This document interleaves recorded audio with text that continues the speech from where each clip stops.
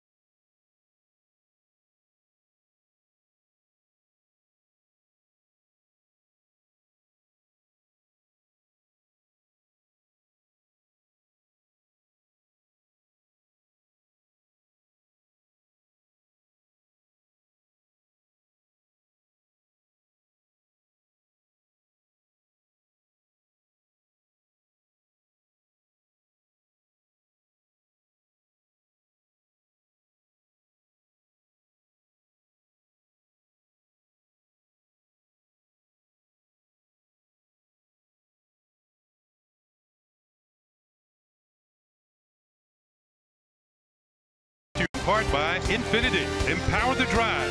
Visit your tri-state area Infinity retailer for a test drive today. By the Yankees Watch by Original Grain. By People's United Bank NA. Keep business at hand with mobile cash management. And by Buick. Visit tristatebuick.com for great lease offers. Let's look at outside of Angel Stadium. Now we are in, and it's a beautiful stadium at that. The rock pile out in center field and various signs around the stadium. The Yankees on the West Coast for the first time this year, and they bring with them a 5-game winning streak. Joe Girardi's team 37-23 on the season. A win tonight would put them 15 games over 500. Let's take a look at the Yankees starting lineup presented by Lexus. At the very top for the Yankees, it's going to be Brett Gardner, and he will be in left field. Batting second, Aaron Hicks. He'll be in center. Aaron Judge, American League Player of the Week. He'll be in right field. The cleanup hitter tonight is Matt Holliday. He's the designated hitter.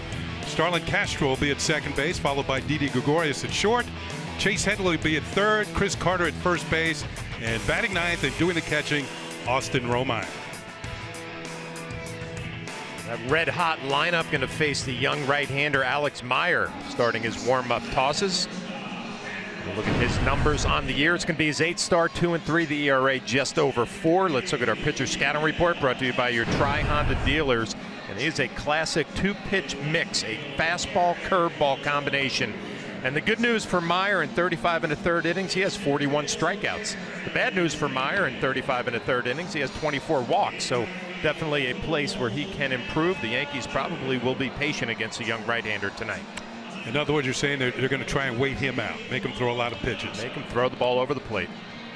Let's check out the Angels on defense quickly. Defense presented by Geico. In the outfield, it's going to be Eric Young Jr. in left field, Cameron Maynard in center, Cole Calhoun, former Gold Glove winner, will be in right field. Neil Escobar will be at third, Andrelton Simmons at short, Danny Espinosa at second, and Luis Valbuena will be playing first base. Martin Maldonado doing the catching, and of course Alex Meyer on the mound tonight for the Angels. There's Brett Gardner.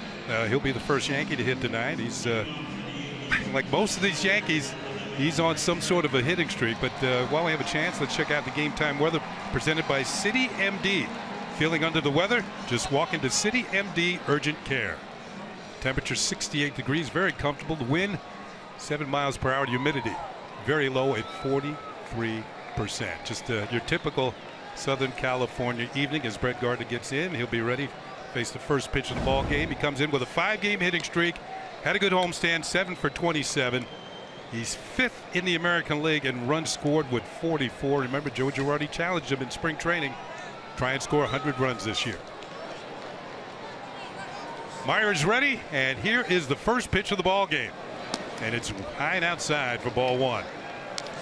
Meyer is a former #1 draft pick of the Nationals. That was back in 2011. He got traded to Minnesota, the Bedard's man, and then he was traded to the Angels along with Ricky Nolasco, who's another right-hander in the Angels rotation. Next pitch is downstairs, ball 2. Fastball can hit 97. He just saw one at 96. He has a knuckle curve, but basically those are his 2 pitches. But command has been his problem.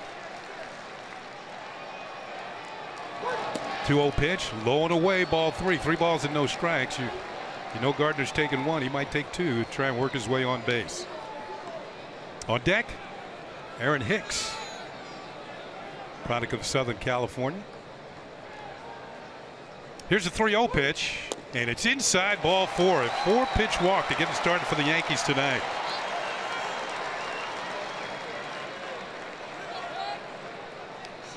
So, Flash, I got a question for you right off the bat here. If you're Hicks, you take the first pitch? Of course. I mean, we just looked at 4 pitches that weren't even close. He walked 4 his last time out against the Tigers. He did strike out 9 in that game, so he's got a good arm. But I think that's going to be the strategy all night long. Make him throw the ball over the plate. Prove that he can do it. Hicks from nearby Long Beach, California, having a tremendous year. You saw the numbers, 317 with 10 home runs. Check on Gardner at first base. Back safely.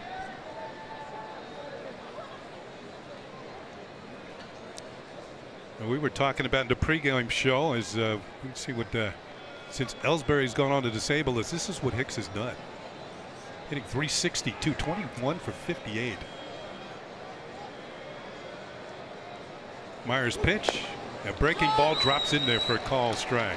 I guess that's called taking advantage of the opportunity when it presents itself, right? Those batting average numbers, and obviously Ellsbury going down, Hicks taking over and taking advantage. We talked about it in the pregame show about the switch of Hicks up to the second spot and Sanchez further down in the order. It seems to work for both players. Yeah, it just looks like it fits, right? I mean, Hicks in that number 2 spot can run a little bit. Switch hitter. That pitch is outside for a ball, so the only strike that Meyer has thrown has been with a breaking ball so far. Every fastball has missed the strike zone. Young man from Greensburg, Indiana, and was the #1 draft pick of the Nationals out of University of Kentucky. It's a pretty easy scouting report. 63% of the time he throws the fastball, 35% of the time the curveball. There's the curveball, and it's swung on and missed for strike 2. Ball and 2 strikes on Hicks. We mentioned Gardner's 5-game hitting streak. Hicks has a 4-game hitting streak and went 7 for 24 on the homestand with a couple of home runs.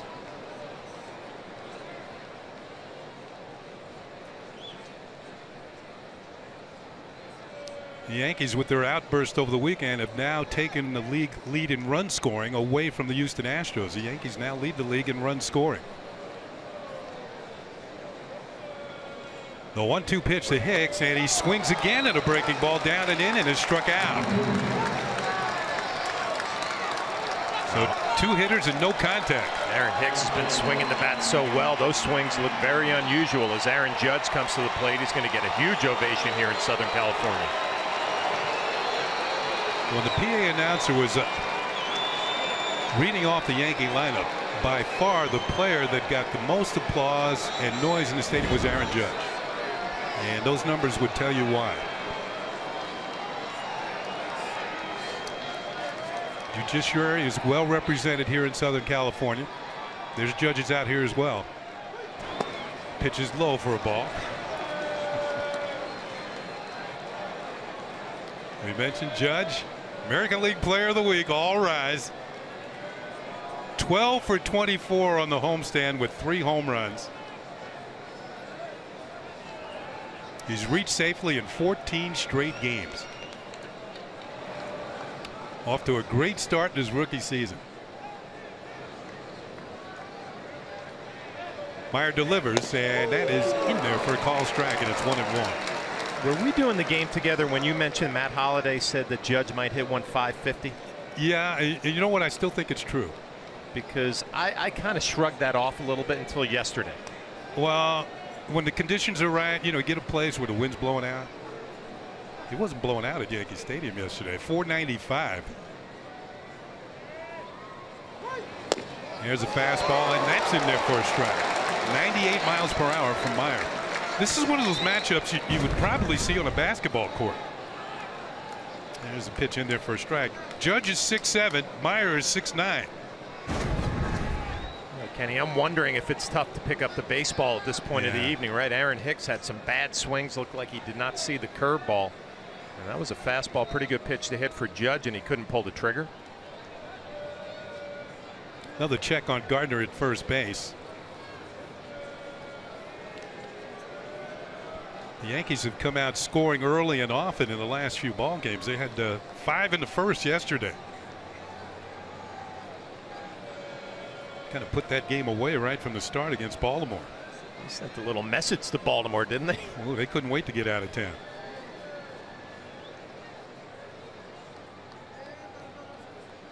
Long set, another throw to first, and Gardner is back. Although look at on the scoreboard there, Baltimore's in Chicago tonight. They're losing 8-2 to the White Sox. Looks like Chicago's not their kind of town either. During the 5-game winning streak, the Yankees have been scoring 11 runs per game. Team average 377, 17 home runs, and with runners in scoring position 344. They've been on fire as a team. Curveball is low and outside. Nice stop by Maldonado, and the count evens at 2-2. You watch Aaron Judge, and he does not panic when he has 2 strikes on him. I think that's been one of the most impressive things about his at-bats. Coming into the year, everybody was worried about the strikeout total, but I think he's gained some confidence that he can hit deep into counts. Put the ball in play. His pitch recognition has been so good.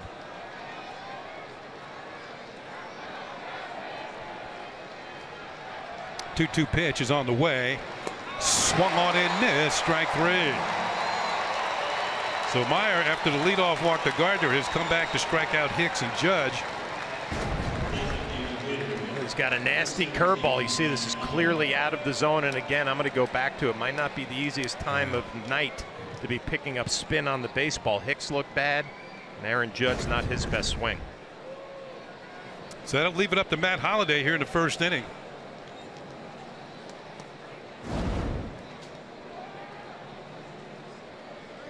Since May 30th, Holliday has hit at a .378 clip. He too had a good homestand. He was 8 for 20 on the homestand.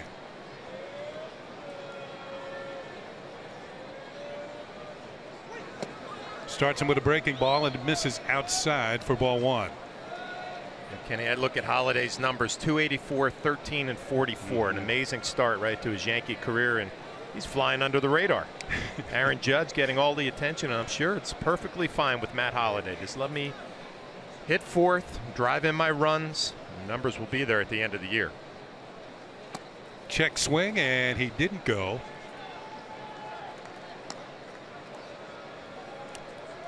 And we're going to take a look at his last 12 games.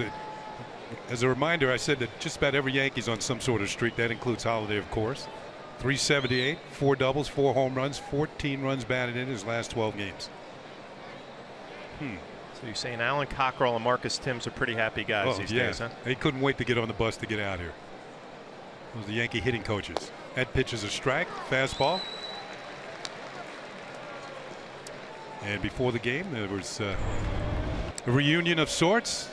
Albert Pujols and Matt Holliday, teammates with the St. Louis Cardinals.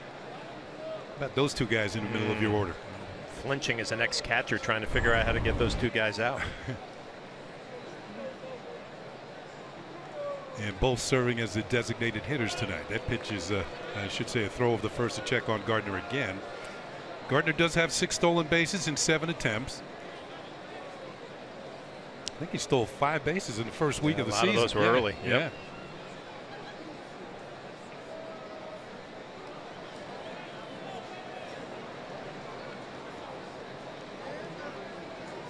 Meyer deals, and it's low and away with that breaking ball, and it's 3 balls and a strike. You can see the way it's going, his pitch count's going to get up there.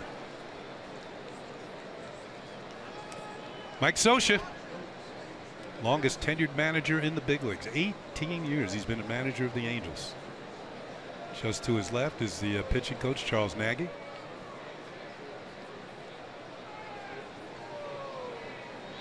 The 3-1 pitch, and it's ball 4. Still no contact this inning. 2 walks and 2 strikeouts from Meyer. You're going to get a lot of both with him. So the Yankees move Gardner into scoring position for Starlin Castro.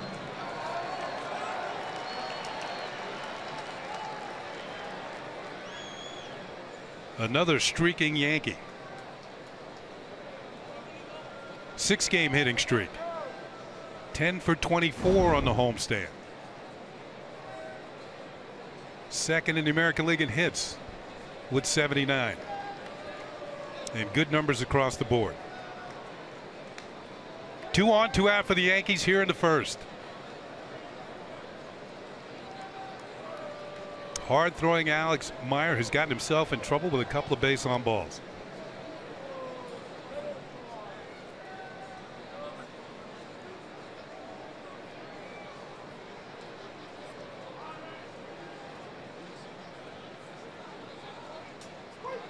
Slider, or I should say curveball, outside for ball 1. This would be a good test for Castro. We know how much he likes to swing the bat, how aggressive he is. The Yankees in this good stretch offensively, a bunch of big 2-out hits. This would be another one, another opportunity for Castro here. Gardner in scoring position.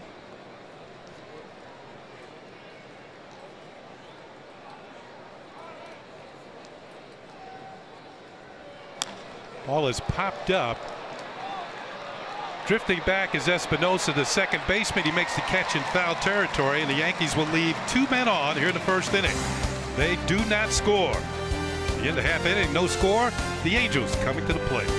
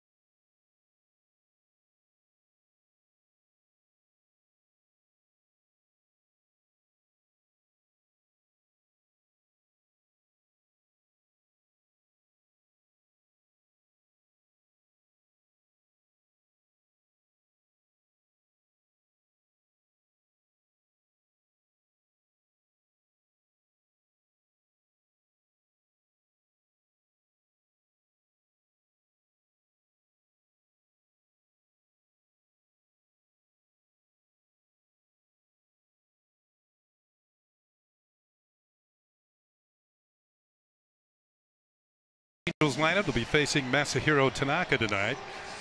Leading off in center field will be the speedy Cameron Maybin, followed by Cole Calhoun, the right fielder. Albert Pujols will be the designated hitter tonight. Cleaning up would be Yunel Escobar, the third baseman. Luis Valbuena will be at first. Andrelton Simmons will be at shortstop tonight. Eric Young Jr. will be in left field. Martin Maldonado doing the catching. And batting ninth and playing second base, Danny Espinosa.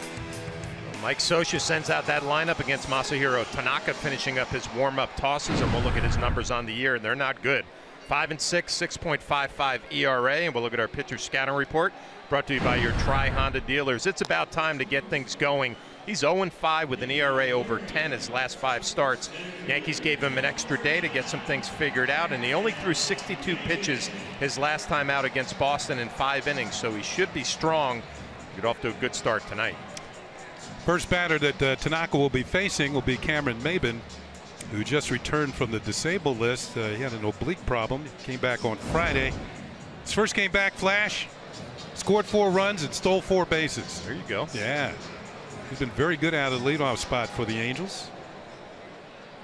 And those look like Hunter Pence. That's the way he wears his pants. Hunter Pence of the Giants. So here's Tanaka's first pitch of the ball game. And that is inside for a ball. A lot of movement on that fastball. Maybin's done a very good job out of the leadoff spot for the Angels. He's hitting .426 as a leadoff hitter in 14 games. Bouncing ball over the mound. Castro has it. He's going to have to hurry, and the throw is in time to get Maybin. And there's 1 down. Let's take a look at the Yankees on defense, presented by Geico. As usual, we'll start in the outfield. Gardner in left, Hicks in center, and Judge will be in right field. Headley, Gregorius, Castro, and Carter round out the infield for the Yankees. And Austin Romine doing the catching for Tanaka tonight. Yeah, Austin Romine back with Tanaka. Obviously, the long flight out here to the West Coast. Sanchez has been playing a lot lately, so Romine gets the opportunity. But I don't think there's any secret, Kenny, that Romine works better with Tanaka. The Yankees doing whatever they can to get Tanaka going again. Here's Cole Calhoun, who started off very slowly this year, but has been very hot of late. 14 runs batted in last 12 games. And he swings, hits a high fly ball. Will hit the right center field. Hicks going back near the wall. This one is gone. A home run for Cole Calhoun. And the Angels jump out 1-0. The home run bug bites Tanaka again. Calhoun jumping on the first pitch. You remember back to Tanaka's last start against the Red Sox, gave up 3 home runs in 5 innings. Cole Calhoun does not waste any time, jumps on a first pitch and hammers it to right center field. Joe Girardi, Larry Rothschild can only watch. Calhoun's been hitting over 400 of late.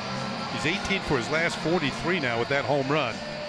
And that'll bring up Albert Pujols, the designated hitter, who yesterday in Houston hit the 601st home run of his career. And he'll take a pitch down and away for ball 1. We'll take a look at the pitch from Tanaka. It's up, it's a fastball, and it doesn't really do anything. Tanaka's reaction, can't believe it. Here's the 1-0 pitch to Pujols, and he'll take a pitch outside, ball 2. The home plate umpire is Tony Randazzo. Rob Drake is at first base. Jerry Davis umpiring at second, and Pat Hoberg is the umpire around at third. The batting average isn't where we expected from Pujols, but the RBIs still driving in plenty of runs. That pitch is low and away. One of the reasons he's driven in so many runs, he has batted with more runners in scoring position than any other batter in the league. He's had the most opportunities. And as you said, his batting average, well, you know, he's still a career .308 hitter. But he's still been deadly with runners on base during the course of his career, and he still is. That pitch is ball 4. Tanaka walks him. So Pujols will trot down to first as the Angels have broken out on top here in the first inning. A chance to talk to Larry Rothschild before the game. Said, you know, anything I should be paying attention to with Tanaka? And he said, no, just the same things that we constantly work on. Trying to get him back on track. Cleanup hitter tonight for the Angels is third baseman Yunel Escobar. And he had an off day yesterday in Houston. His averages climbed to 277 because he's hitting .337 over his last 21 games. And Mike Scioscia has him hitting in the cleanup spot. Tanaka misses outside for ball 1.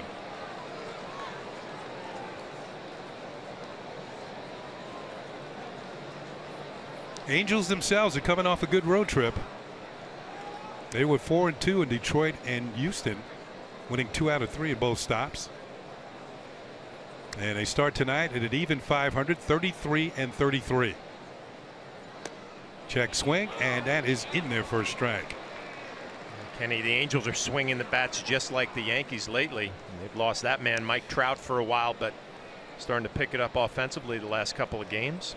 And Trout, as Flash said, on the disabled list. Tore a ligament in his thumb, stealing a base. Had surgery a couple of days later. 6 to 8 weeks. Swing and a miss. And it's a ball and 2 strikes on Escobar. And Trout, well, that's what he was doing. The reigning MVP. He's been in the league five years, right? He's either finished first or second in the MVP. And this year they were saying he was having his best year. Yep.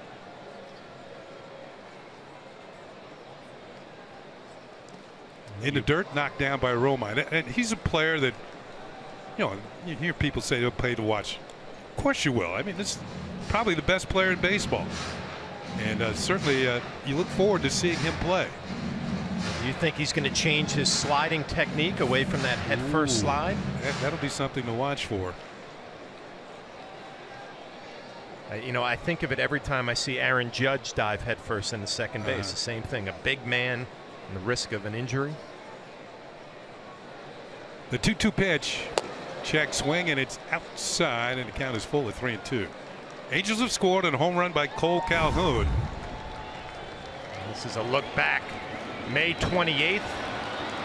Tell right away something was wrong. The headfirst slide. Oof. Thumb gets jammed into the bag. So it should be 6 to 8 weeks before Trout can get back in the lineup. Breaking ball hit in the air, and this is going to drift foul into the seats as Judge comes over for a look.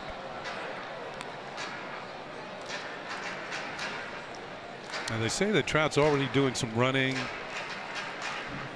and since it's his left hand, he can still throw, but he certainly can't swing the bat. 3 balls, 2 strikes to count on Yunel Escobar. On deck is Luis Valbuena.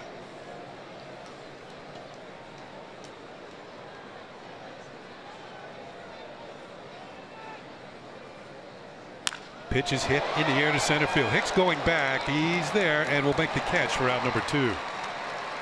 Line drive off the bat of Escobar.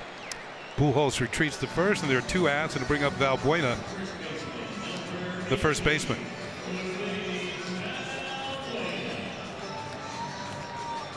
Valbuena signed by the Angels as a free agent from the Houston Astros. He's been around the block a bit, a veteran now. Seattle, Cleveland, the Cubs, Houston. Plays first and third. Hasn't really gotten it going here with the Angels, as you can see. 179 with 3 homers and 13 runs batted in, and on-base percentage less than 30%.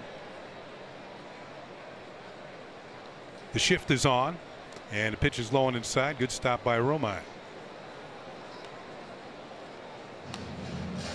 I was talking to Romine before the game. He's happy to be back in Southern California, product of this area. A lot of ball players come from California. Take advantage of that weather, and they can play all year round.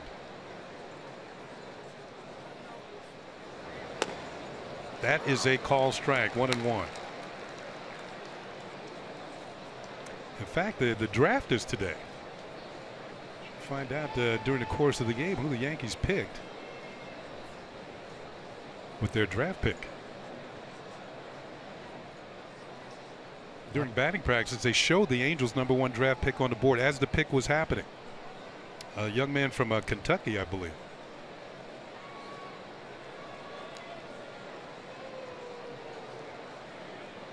An outfielder.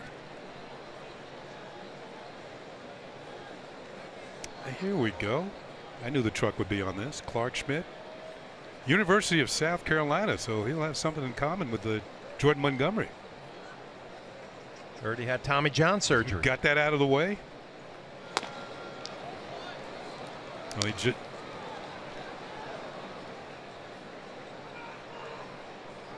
he just had Tommy John surgery, so he will not be able to pitch for maybe late into next year or maybe early 2019. Which is interesting because we saw James Caprillion on the field before the game, and he too has undergone that Tommy John surgery. That pitch is fouled off, and he too was a #1 draft pick of the Yankees. 2 balls, 2 strikes on Valbuena. Now times have changed, right, Kenny? If you would have had an elbow surgery during your junior year of college, you'd say my draft status is done, right? I mean, I'm going to have to go back to school for my senior year. Yeah, probably. Now you have Tommy John surgery. You could still get drafted in the first round. I think it shows you the success of Tommy John surgeries, although it's not a complete guarantee. That pitch is swung on and missed, strike 3. And Valbuena's out of there, but the Angels pick up a run on a home run by Cole Calhoun. And at the end of 1, they had to lead 1-0 over the Yankees.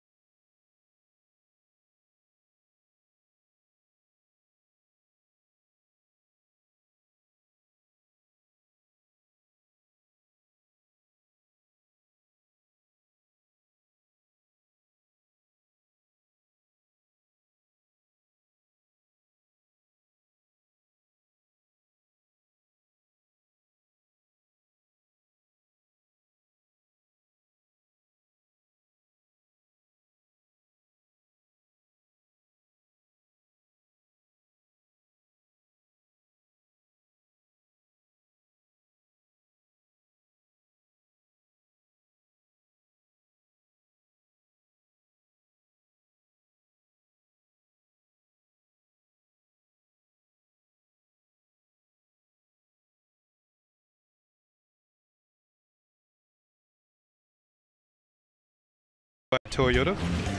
Prius Prime is the official hybrid vehicle of the New York Yankees. Conversation goes something like this. When you consider the top faces of baseball, where do you rank Mike Trout and why? And that NYY chick feels he's right at the top. Incredible athleticism, great attitude, perfect role model. He's the total package. Follow Yes Network and tweet us your responses using hashtag Yankees Prius Prime to keep the conversation going. You know what? I got to agree with it. young man from Millville, New Jersey. As Didi Gregorius takes a pitch from Meyer outside for ball one. Flash, we know that Meyer can get himself in trouble with base on balls, but I didn't like hitting against pitchers like this.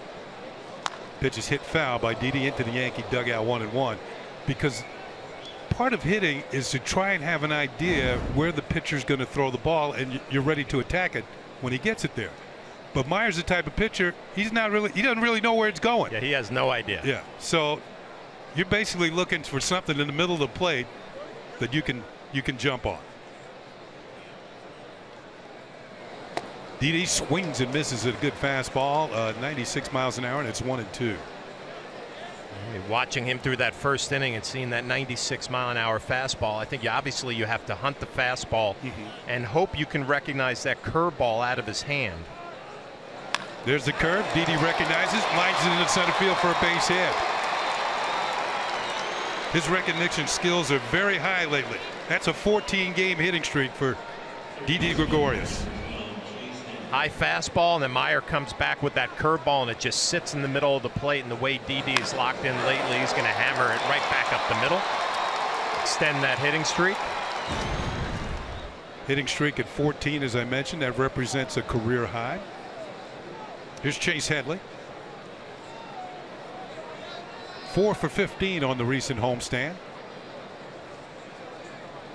Swings, hits one in the air to left center field. On the run is Maben. He's got good speed, and he will make a sliding catch. Didi was all the way to second, has to return to first, and that is the first out of the inning. You know, it's interesting. I was talking to Headley before the game, and he said that outfielders play so deep now that it's hard to get a ball in the gap. And there's a prime example of what he was talking about. Maben playing a fairly deep center field, able to close the gap in left center. Says they'll give up a single, but they don't want to give up extra base hits. Yeah, we get a great view right here. Maben on the run, the ball slicing away from him, makes a nice play. And of course, if you're Chase Headley, you're scuffling a little bit. Yep. Center fielder makes a nice play on you. Here's Chris Carter batting in the 8th spot tonight. And there's a pitch in the dirt. Good stop by Maldonado. The pitch looked like it was headed for the screen. You know, Kenny, you mentioned you didn't like hitting against guys like this. For Maldonado, it's not easy catching a guy like this who's all over the place, just slinging his breaking ball up there, and you want to try to block it, but he's in survival mode right now, just trying to backhand it, keeps it in front. Carter, like a lot of the Yankees, had a good homestand. 8 for 20 with 2 home runs. Batting average has gotten up to 214.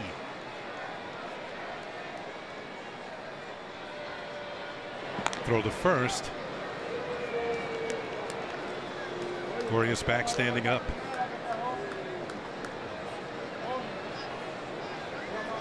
Meyer's last start was June 7th at Detroit. He took the loss, although he allowed just 1 unearned run. 9 strikeouts in 6 innings, but he had 6 walks.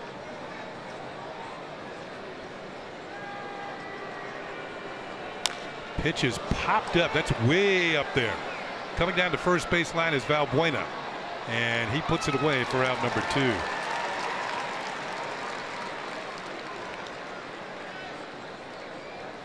So Carter back to the dugout to bring up the number 9 hitter, Austin Romine.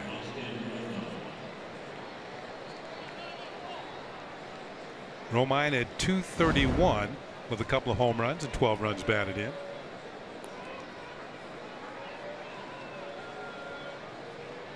Two outs, man on for the Yankees.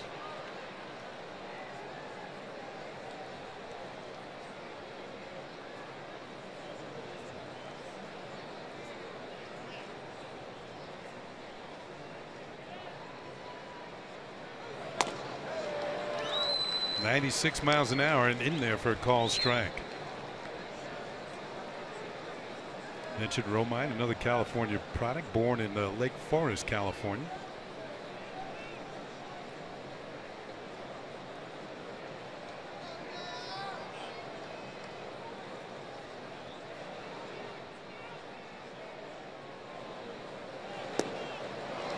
Weak swing and a miss, and that's strike 2.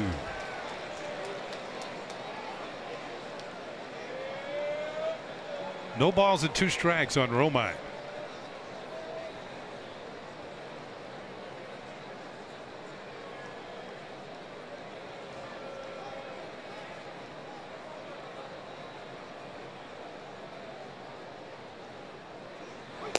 Check swing, and that pitch is outside for ball 1-2.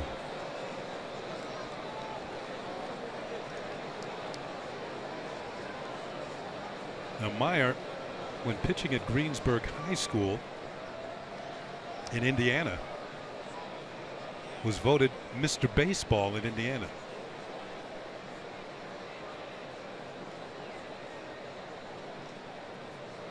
Throw over the first. Now, in the state of Indiana, Mr. Basketball carries a lot more weight. That's a big deal. Yeah, it's a big deal. But Mr. Baseball is nothing to, you shouldn't sneeze at it. I mean, that's pretty good. Best player in the state.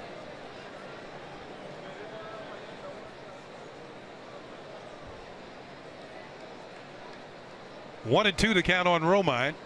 Gregorius not going, and the pitch just outside. You saw Maldonado hold the glove there, but Randazzo wouldn't call it a strike, and the count evens at 2 balls and 2 strikes. Here's Mike Scioscia's reaction. Former catcher. Meyer wanted that pitch as well, and we'll take another look at it. Maybe just down. Maldonado tries to bring it back up. And Austin Romine gets the benefit of the doubt. 2-2 pitch, and it's hit into right field. This could be in there for a base hit. Calhoun cuts it off. Gregorius is going to stop at second. Calhoun, a former Gold Glover, gets it in quickly. Strong arm right fielder.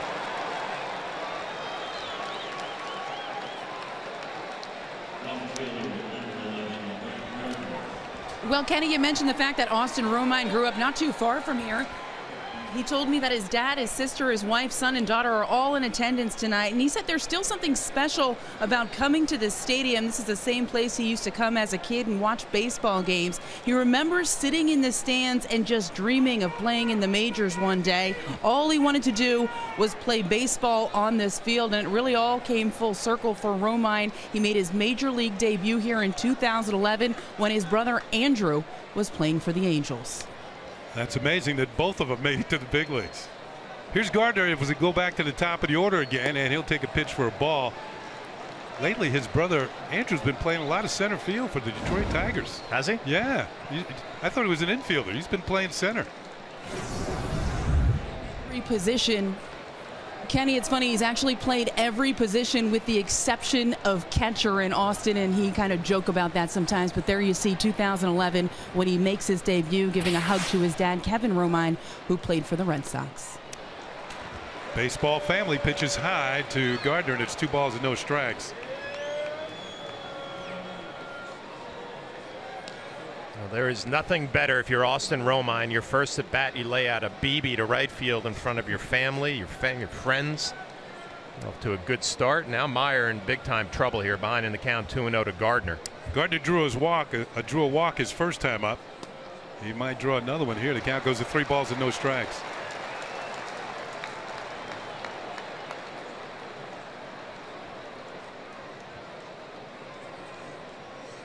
Three 3-0 on Gardner, 2 men on base for the Yankees.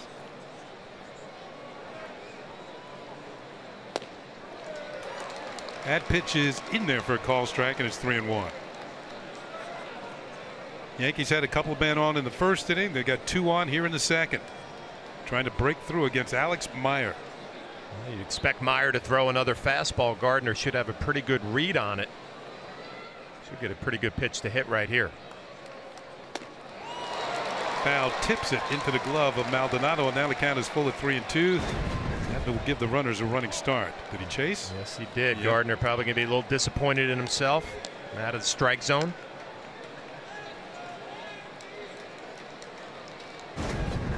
Three balls, 2 strikes, 2 outs, and 2 men on. Alex Meyer already up at there at 37 pitches. This will be number 38 of the night for him. Runners go. The pitch is on the way, and it's swung on and missed. Strike 3. Looked like Gardner chased another one. So the Yankees left 2 men on in the first. They leave 2 more on here in the second and trail 1-0.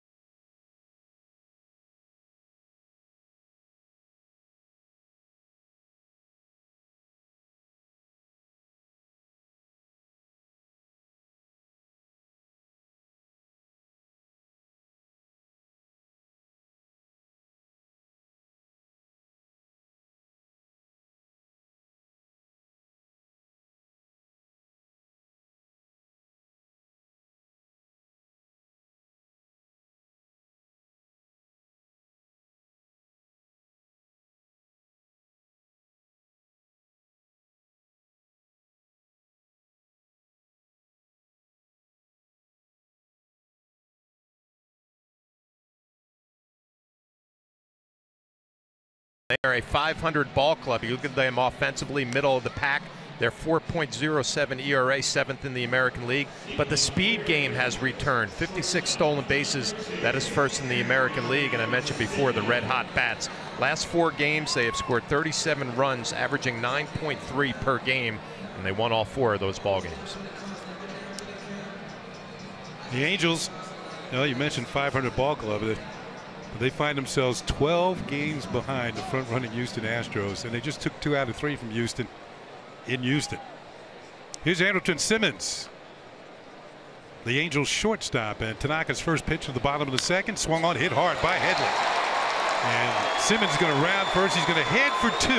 Here comes Gardner's throw as Simmons puts on the brakes and heads back to first. Good play by Gardner. They'll hold him to a single.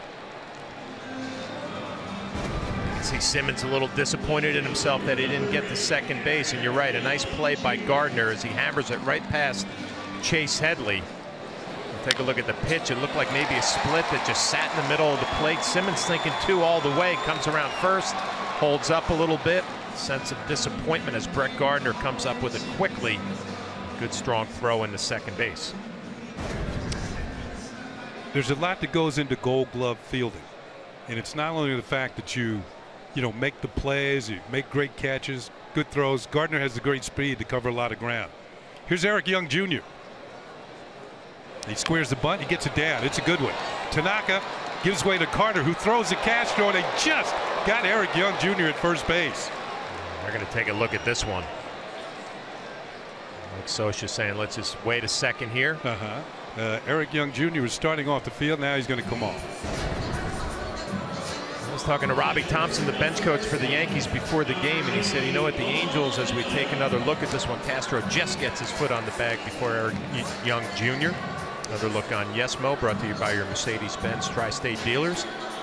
Robbie Thompson was saying this is kind of an older Mike Scioscia team in that they run a lot, they run the bases well, they put pressure on you. And right there, Eric Young Jr. with that sacrifice bunt, kind of showing the different style of baseball for the Angels. Sacrifice 3-4 moves Simmons into second base and to bring up Martin Maldonado, the catcher. Young man from Puerto Rico who the Angels got in a trade from the Brewers, and that pitch is in there for a strike. Maldonado has 5 home runs, 17 runs batted in. Known for his defensive ability, he's thrown out to 39% of the runners who have attempted to steal. Runner on second with 1 out. Angels lead 1-0. We're in the bottom of the second inning. Pitch is grounded foul behind third base coach Ron Renicky. I was talking to Robbie Thompson about those old Angels team like the Darren Ersteds and guys like that who would drive you crazy. Put so much pressure on you defensively. The threat of a stolen base, first to third.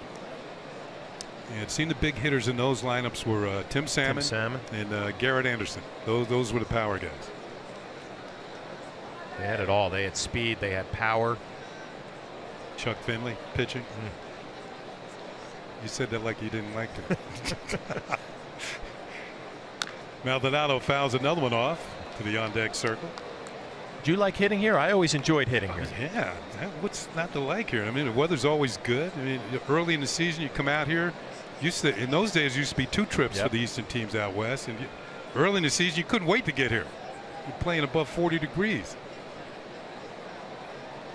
Remember playing in the old Tiger Stadium when I was a Tiger, and the infield grass was about 4 inches thick, and then you'd come out here and you'd hit on this. It was like a golf fairway, right? The ball got through the infield so quickly. Great place to hit. Swing and a miss, and Maldonado is the second strikeout of the night from Masahiro Tanaka.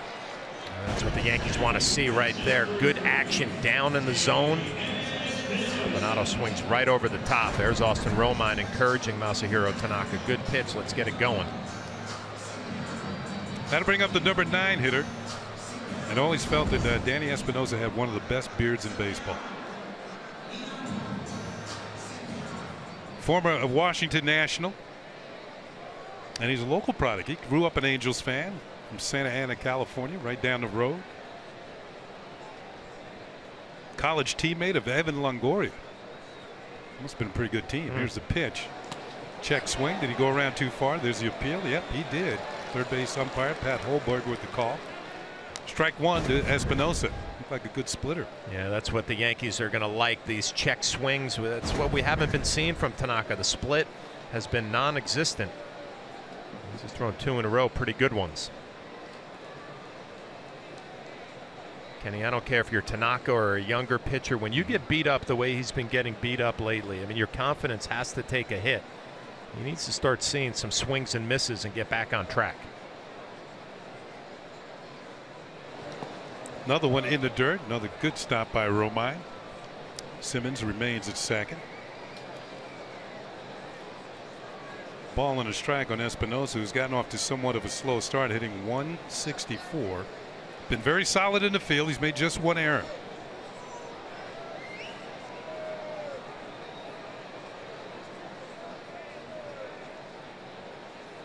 He's been in 50. This is his 58th game, speaking of Espinosa.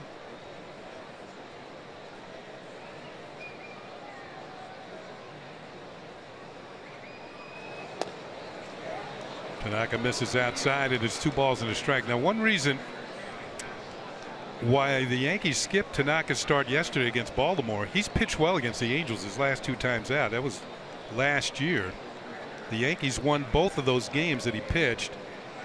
Tanaka was 1-0. He's 1-0 in his career against the Angels.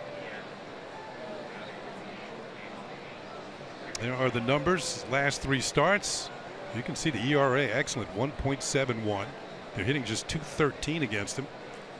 Now, last June 6th, that was last year, he had a no decision at Yankee Stadium, a game the Yankees won 5-2. And August 19th, he started here in Anaheim. 7 2/3 shutout innings. The Yankees won 7-0. Tanaka struck out 9 at pitches low, and it's 3 balls and a strike on Espinosa. So he's done well against the Angels. That could have been another reason why Joe Girardi and Larry Rothschild decided to skip his start yesterday against Baltimore, a team who sees him more often and has hit him harder.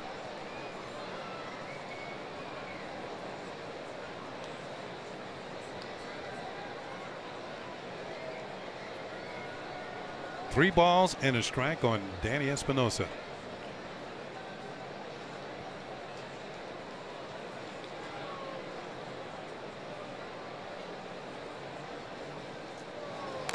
Foul at the plate. The count will run full at 3-2.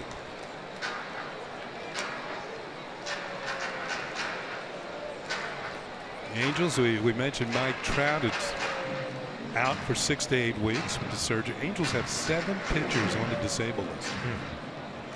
And they have used 41 players this year. That's the second most in baseball.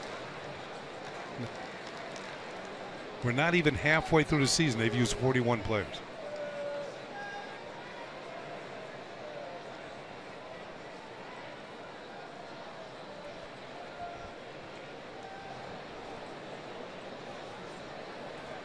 Here's the 3-2 pitch. Swung on and missed. Strike 3. Tanaka picks up a couple of strikeouts this inning, leaves a runner at second base. At the end of 2, it's 1-0 Angels.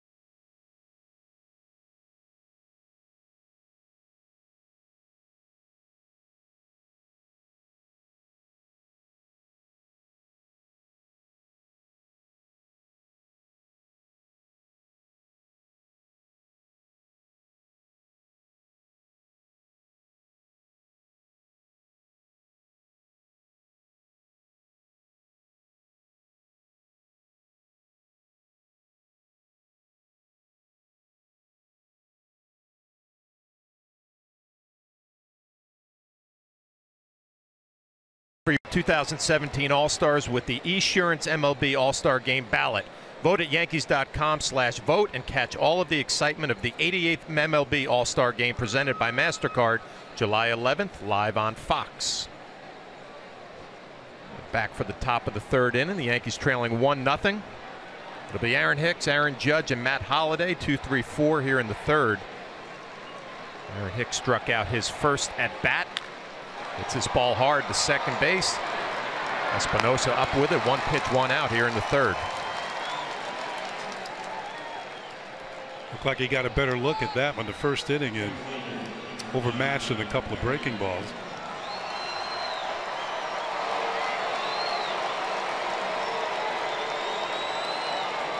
With 1 down, will bring up Aaron Judge. He was a strikeout victim his first at bat. 21 home runs, 47 RBIs.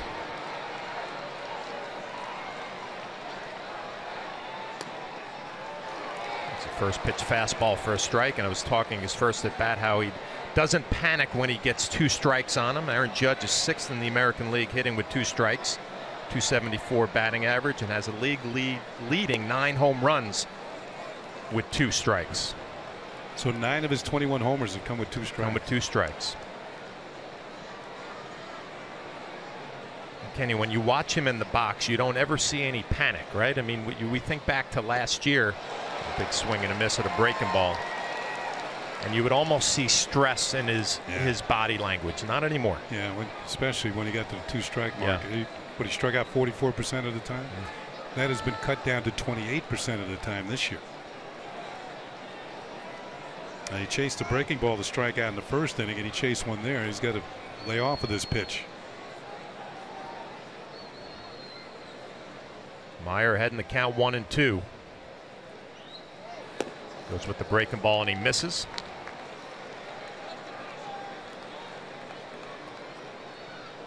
Well, Aaron Judge has talked about kind of just sitting on his back leg a little bit more than he did last year. It gives him a little more time to recognize pitches. The breaking ball catches the inside corner, so Aaron Judge 2 at bats, 2 strikeouts. Well, Joe Girardi talked about Aaron Judge hitting with 2 strikes earlier. That we talked about that's been really impressive is the 2-strike hits too, and I think that's how you hit for a high average. You have to have that ability to get hits with 2 strikes, and you know he continues to hit the ball extremely hard. He continues to use the whole field.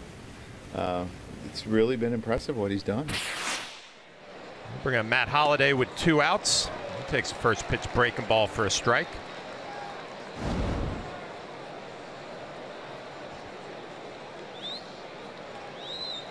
Holliday 284, 13, 44 RBIs.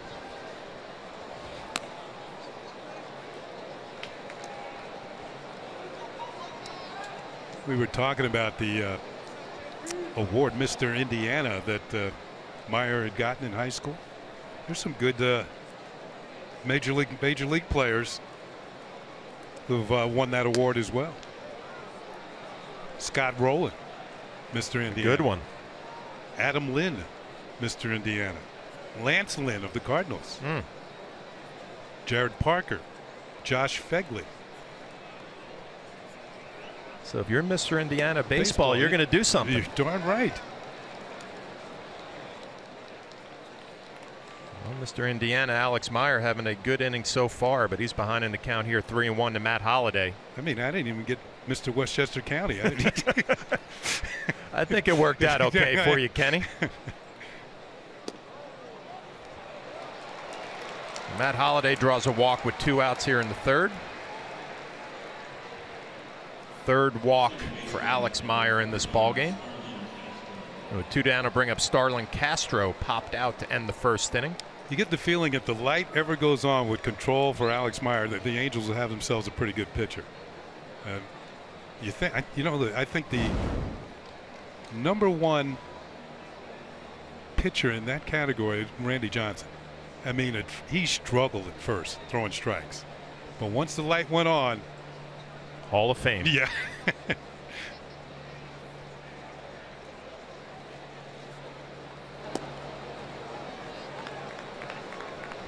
Maldonado's going to go out there and have a conversation.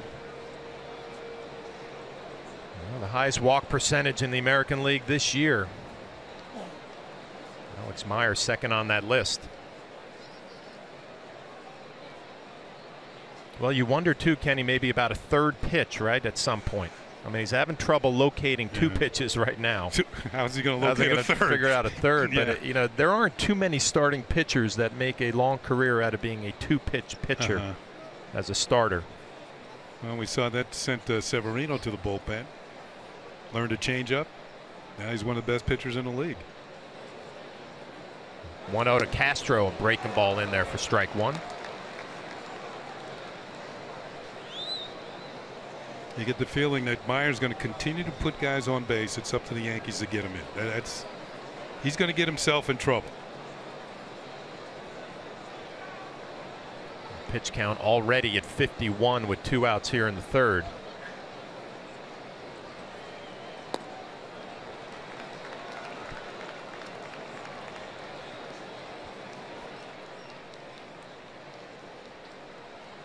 Mike Socia, pitching coach Charles Nagy.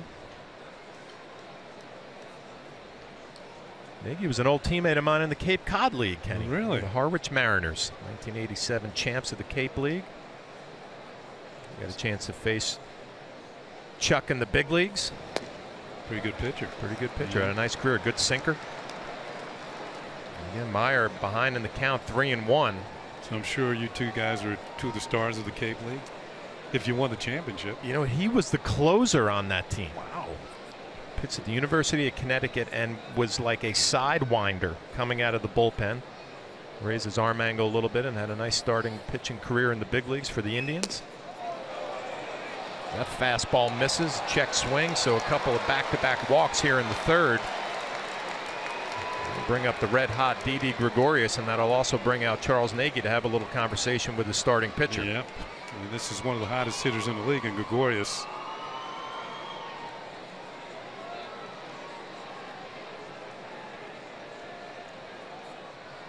That's a great college league, by the way. My son Justin played in that league. He played for Chatham. Chatham, beautiful place. Yeah, Chatham A's. They made a movie out of that place. What was it, Summer Catch? Freddie Prinze Jr.? Good movie. Felt like the Cape League was, well, I mean, your son played at Clemson, so he was playing against great competition all year long, but it was, you were kind of playing against the best of the best with the wooden bats. I remember one night we went to watch a game up at Chatham and sat next to Bill Giles. He was the president of the Philadelphia Phillies. We had a nice baseball talk that night. Didi 1 for 1, extended that hitting streak now to 14 games. An RBI opportunity for him. First pitch swinging. Good swing at a fastball. Yeah, he was on it though. Just no contact. Most hitters who are as hot as Didi Gregorius, they will tell you, I'm seeing the ball well. And how do you get to the point of seeing the ball well? You know, you hit a few dunkers, hit a few line drives, and all of a sudden they start to fall in. It's this ball the other way, and this is going to find some grass. Going to be a 2-out base hit. Holiday coming around third. He's going to score, and Didi Gregorius continues his hot hitting. With a 2-out RBI base hit, we're all tied up at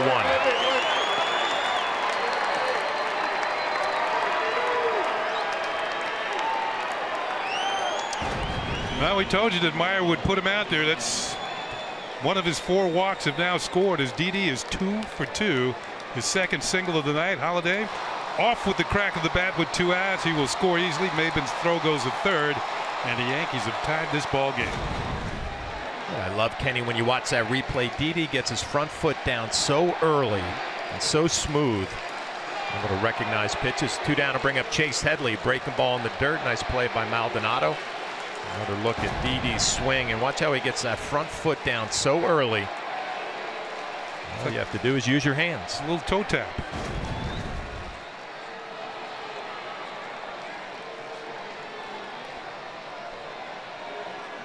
.375 during the 14-game hitting streak.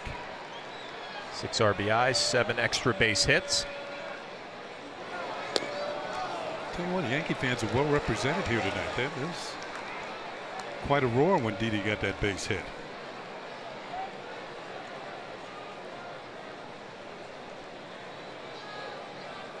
The Yankee jerseys and a nice crowd here for Monday night.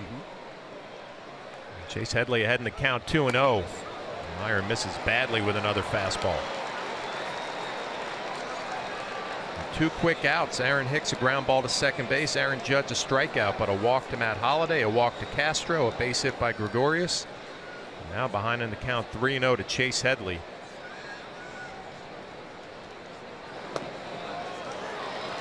Fastball catches the outside corner.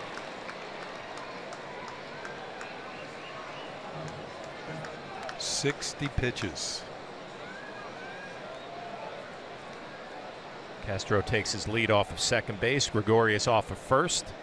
The 3-1 pitch to Chase Headley, and he hits this ball well to right field, but right at Cole Calhoun. So Chase Headley's hit the ball hard twice, nothing to show for it, but Didi Gregorius a base hit. We are all tied up here in Anaheim.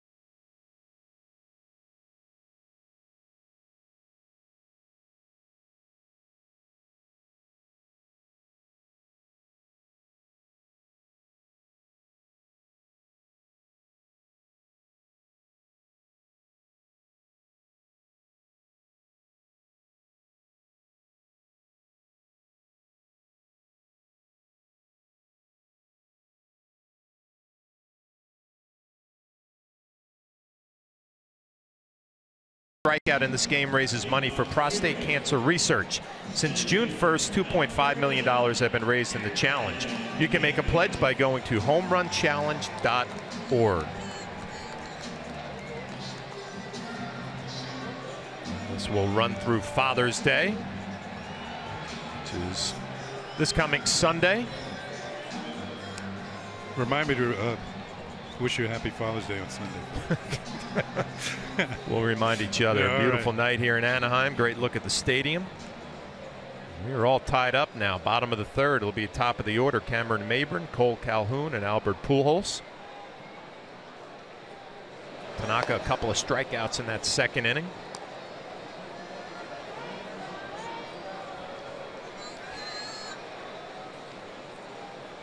Cameron Maybin, 19 stolen bases, has only been thrown out one time this year. I was about to say, this is a guy you want to keep off base. He leads the league with 19 steals. I guess the catcher that they threw him out is on his way to the Hall of Fame.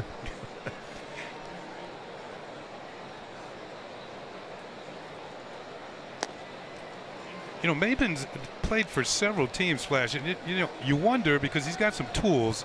But with the Tigers, the Marlins, the Padres, the Braves, the Tigers, and now the Angels. But when I checked a little deeper, he's been on the disabled list like seven times. Gets hurt a lot. 7 times in his career. Fouls this one off. I remember I was at Yankee Stadium when he got called up for the first time with the Detroit Tigers, and Jim Price, their radio announcer, was telling me, pay attention to this kid. He's going to be special, and it hasn't quite worked out that way. I think there was a spring training game that we did.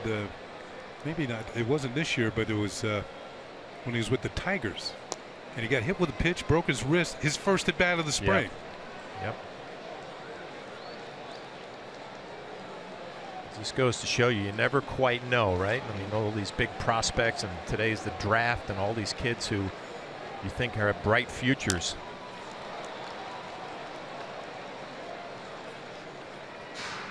A lot of young men's lives changed today, Kenny. Yeah, they did. A lot of them banks accounts just went up a lot higher. So what do you think of Tanaka thus far?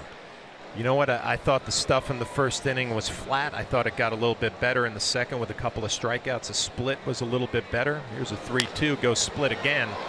Ground ball to Didi. Easy play for him.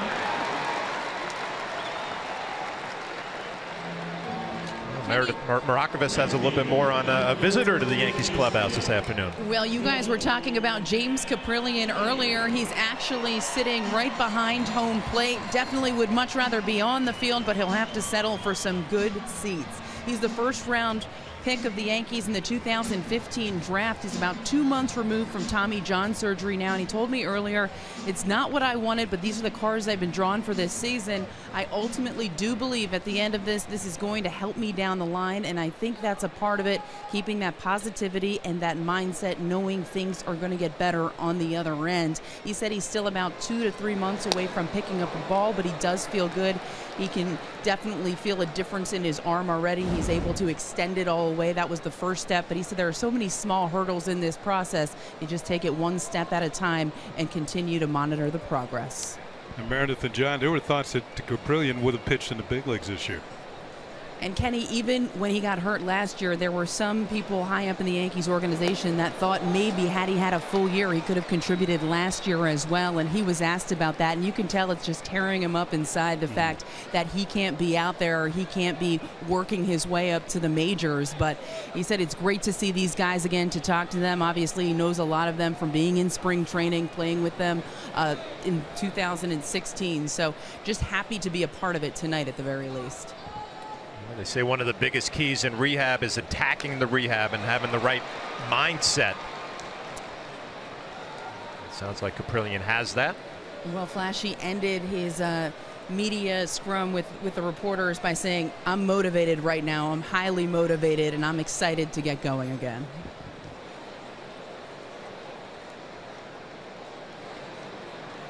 Well, Tanaka ahead in the count 0-2 to Cole Calhoun.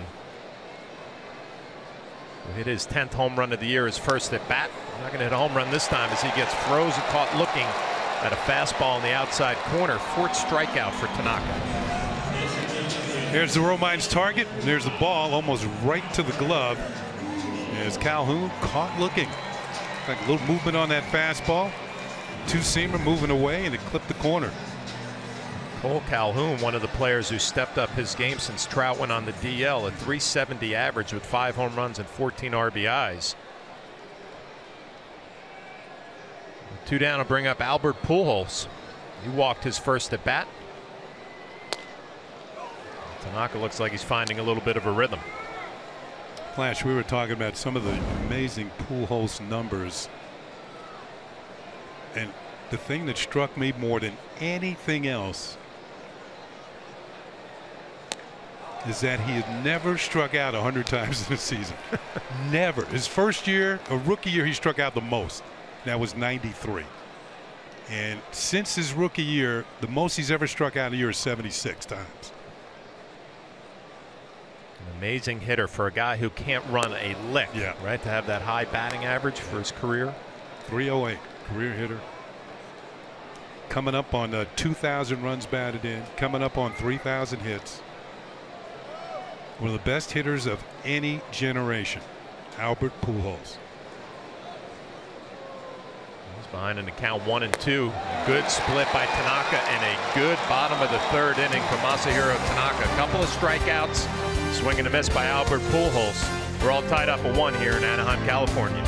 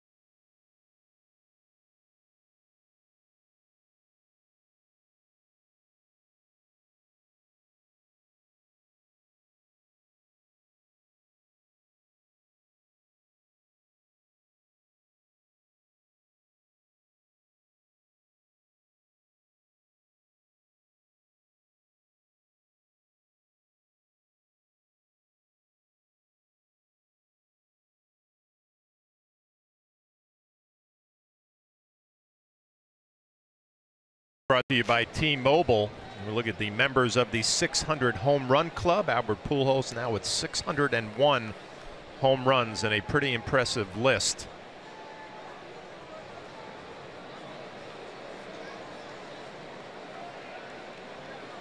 Top of the fourth inning. The 8-9-1 for the Yankees. I was just looking at that list, and when Albert Pujols passes Sammy Sosa on that list, he will have more home runs than any foreign-born player.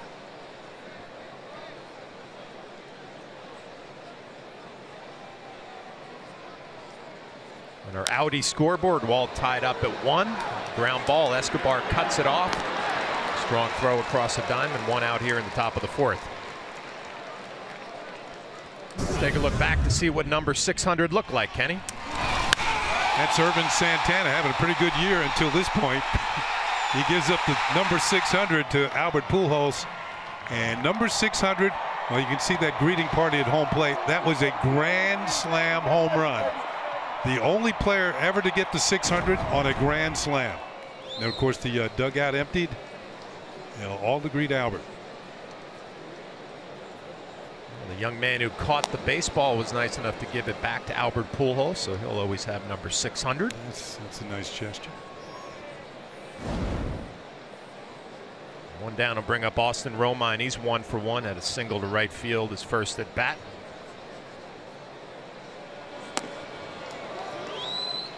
Meyer misses again, behind in the count.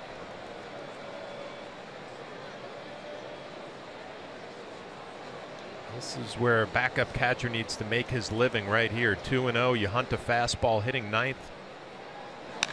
Gets it and he hammers it to right field. Cameron Maybern on the run makes a nice play. Another hard hit ball for Austin Romine.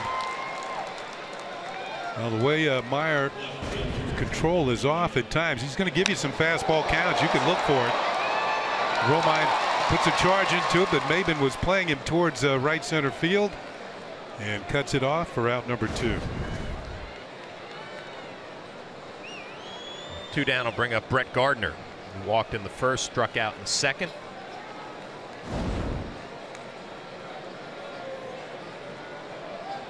"13 home runs, 29 RBIs.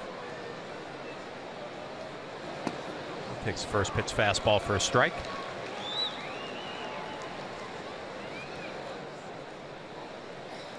Last at bat, Gardner helped Meyer out by swinging a couple of pitches out of the strike zone after he'd gotten ahead on the count.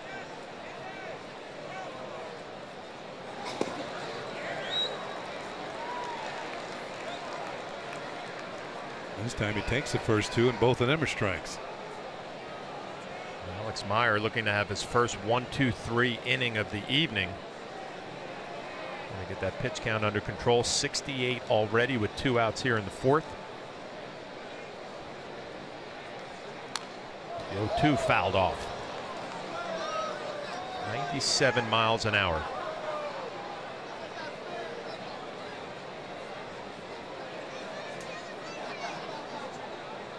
All arms and legs out there on the mound. Makes you wonder, you know, pitcher that tall, maybe it takes a while to get things under control. Breaking ball and a good one, and a good top of the fourth inning for Alex Meyer. He looks fired up as he's walking off the mound. We're all tied up at 1.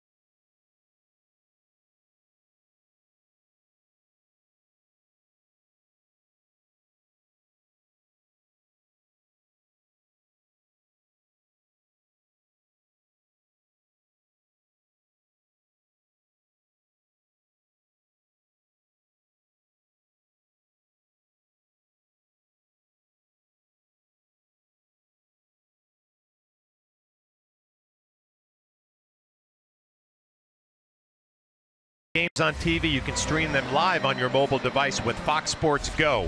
Download the app and take Yankees baseball on Yes with you wherever you go.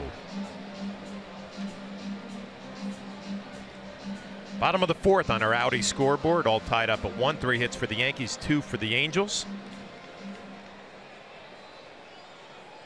Masahiro Tanaka, a strong bottom of the third, a couple of strikeouts. Yunel Escobar leading off the bottom of the fourth. Good split finger, big swing and a miss. The Escobar, Valbuena, and Simmons. Escobar hit a hard line drive to center field, his first at bat.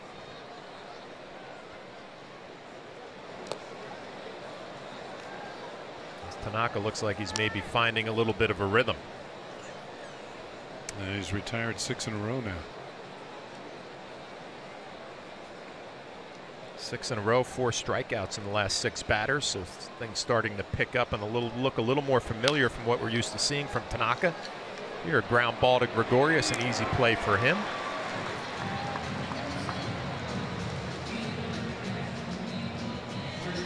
You know, you think during the course of a season there's not everybody hits at the same time, but right now the Yankees seem to be doing that.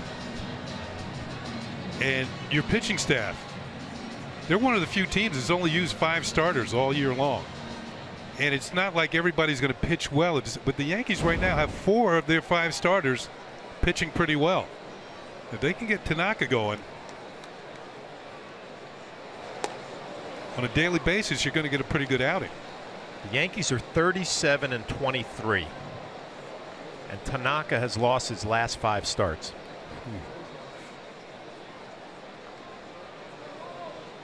Coming out of spring training, Tanaka was the one pitcher that you didn't think you had to worry about. Had a lights out spring. That was true up until yesterday because they skipped Tanaka. Chad Green got the start. Chad Green got the start.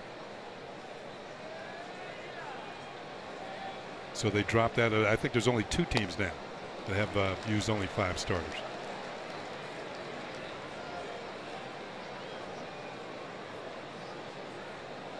And Green had to come out early because his pitch count got up there.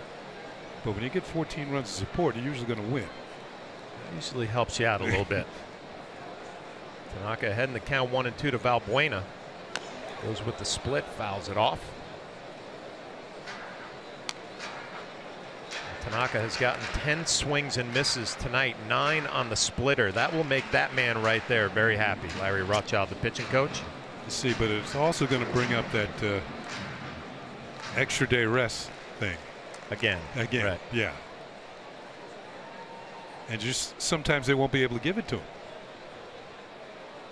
Well, you have to remember he only threw 62 pitches his last outing as well in 5 innings, so probably a little bit stronger tonight because of that. But I think more importantly, Tanaka needs to see the swings and misses, right? He needs to feel this again because I'm sure the confidence has taken a little bit of a hit.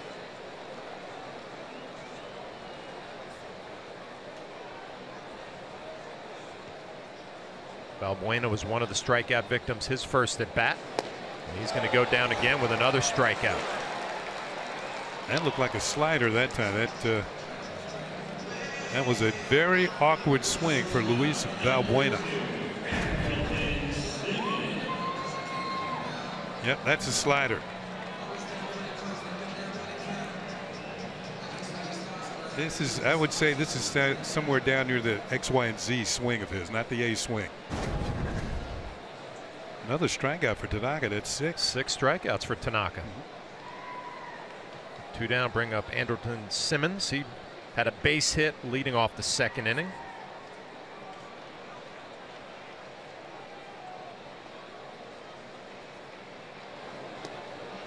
First pitch breaking ball for a strike.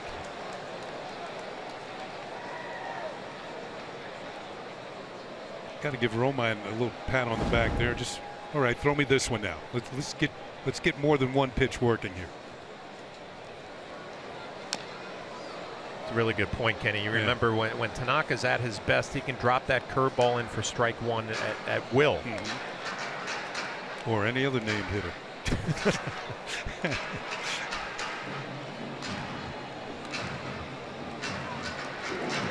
Tanaka is at his best. That fastball split combination always seems to be there, but the slider's the third pitch that's really been big for him. Heading to count 0-2. Popped up. Romine settling underneath it. It's not going to be able to make the play as he boots it. It looked like a routine pop-up for Austin Romine. Probably going to be ruled an error. Yep, E2, and this is for extending Simmons' at bat. Yep, in and out of the glove, and you see him drop the head. He knew he should have had it. We're going to take a look at this one on Yesmo. As Romine settles, but can't corral it. Let's see if Tanaka can pick him up right here. The split in the dirt. And one thing they always teach you when you're behind the plate, those pop-ups are always going to come back towards the field to play because of the backspin. Looks like Romine got himself caught up maybe a little too close to the wall. Backpedal just a step and it cost him.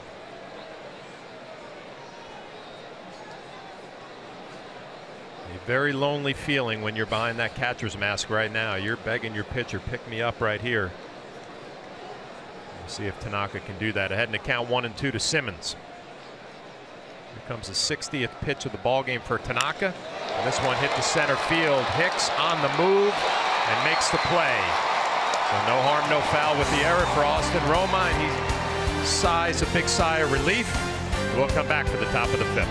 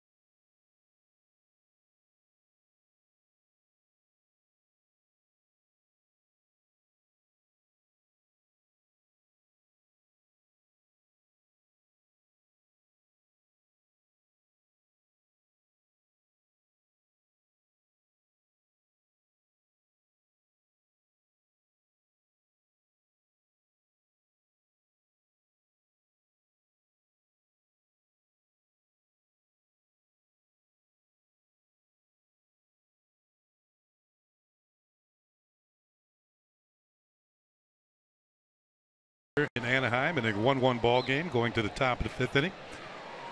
And there are the updated standings. Yankees now 3.5 games ahead of the Red Sox. If the Yankees pull this one out, we'll go back to 4-game lead in the Eastern Division. For the Yankees here in the fifth, it'll be Hicks, Judge, and Holiday. Hicks is 0 for 2. And he'll take a pitch for a call strike. He struck out swinging in the first and grounded hard to second in the third. On our GMC scoreboard, Yankees a run on 3 hits and an error. The Angels a run on 2 hits, and they have played errorless ball.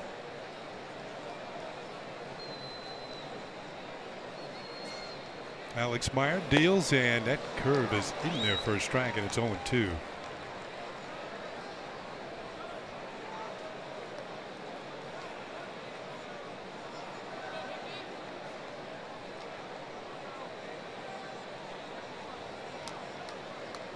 Outfield straight away for Hicks. Ground ball to the left side for Escobar, the third baseman, and he'll throw Hicks out for out number 1. Right now we're going to go right back to the studio for Ryan Ruocco. Ryan.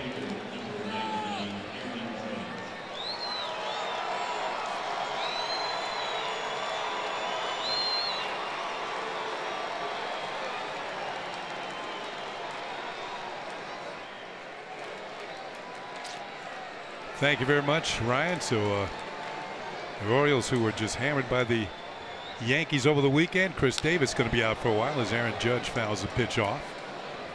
First strike. Judge tonight struck out swinging in the first, looking in the third. He's 0 for 2.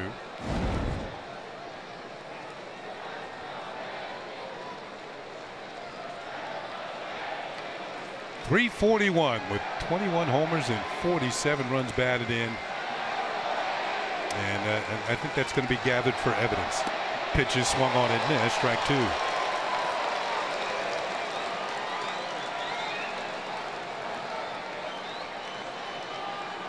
Judge 12 for 24 on the homestand. And for those of you who might have missed it, today he was named the American League Player of the Week.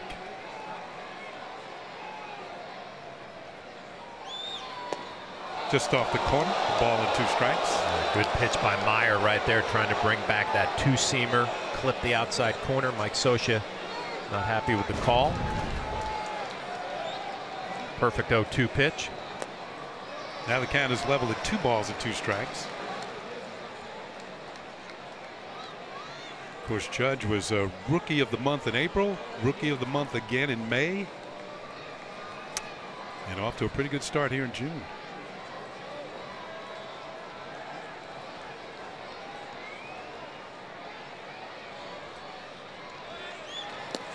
Way outside. The count is 3 balls and 2 strikes. And Kenny, as we come to these parks on the road, I'm starting to look out and visualize how far can Aaron Judge hit a home run here in Anaheim. Right? He could easily hit one over the bullpens in left field. Oh yeah, I've seen that done. Another 3-2 count for Aaron Judge. Meyer deals, and it's outside, ball 4. So Judge, a no contact night with 2 strikeouts and a walk. He has now reached safely in 15 consecutive games, and he's on first with 1 out, representing the go-ahead run. Good at bat for Aaron Judge with the walk. But the Yankee fans that came to see Aaron Judge, they don't want to walk. They want to see home run, and they want to see distance. There's a walk. He's disappointed. Doesn't he know he represents the go-ahead run? He's not disappointed because he knows I was behind in the count 0-2, worked it back to full. And if I'm not mistaken, Judge leads the league in runs scored. That's part of it too. You don't know. It's not only about driving in runs. You got to score a few. Here's Matt Holliday, who's walked twice and scored a run. Throw to first. Judge dives back. And before we go any further, I want to wish Hideki Matsui happy birthday. Matsu. Yeah. He's the only Yankee ever to hit a grand slam on his birthday. He did that in 2008. June 12, 2008 in Oakland was a game the Yankees won 4-1 on his grand slam.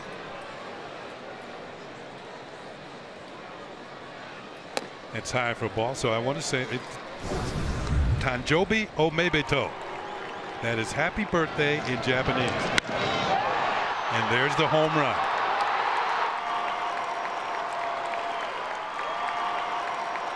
June 12th, 2008. Happy birthday, Hideki.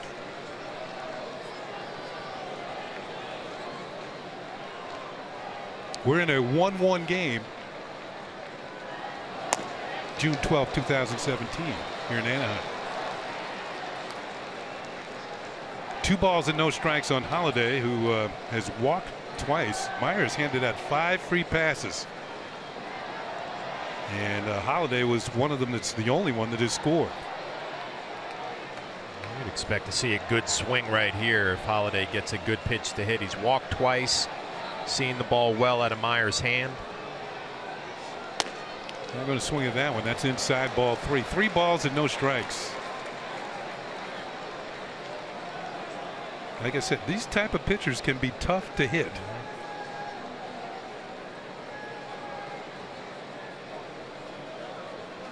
Think you turn him loose 3-0? I think you trust the veteran Matt Holliday. If you see something he likes, just make sure you're disciplined, get it in the strike zone.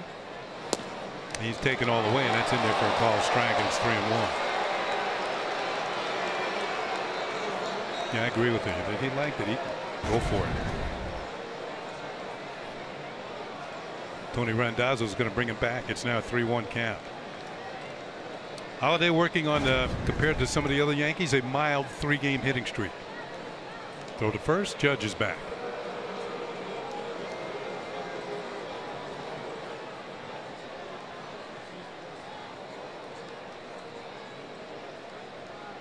Aaron Judge does have his 5 stolen bases. Has been thrown out twice. Give Joe Girardi an option if he wants to turn him loose. That one just catches a hint of the outside corner, and count is now full of 3-2. Well, he might send him 3-2 and try and stay out of the double play.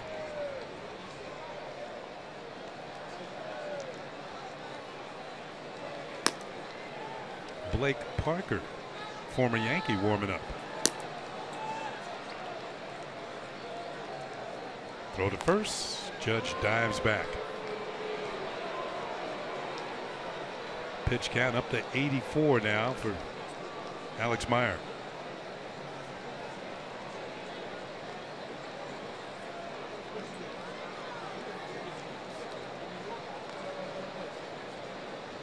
Keep an eye on Judge at first. He's not going, and the pitch is hit high in the air to short right field. Coming on is Cole Calhoun, and the right fielder has it for out number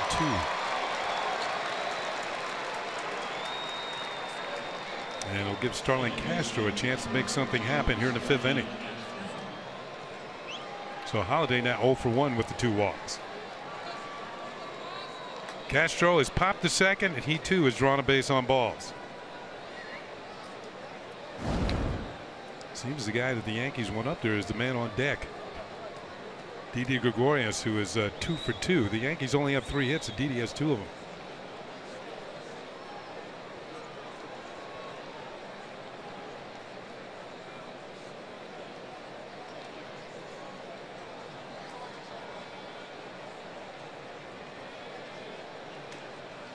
Castro hits one into center field for a base hit. Judge moves up 90 feet. He'll stop at second. That's the Yankees' 4th hit of the game. And Castro now has extended his hitting streak to 7 consecutive games. Castro not wasting any time. Gets that first pitch fastball right down the middle, and he hammers it right back up the middle.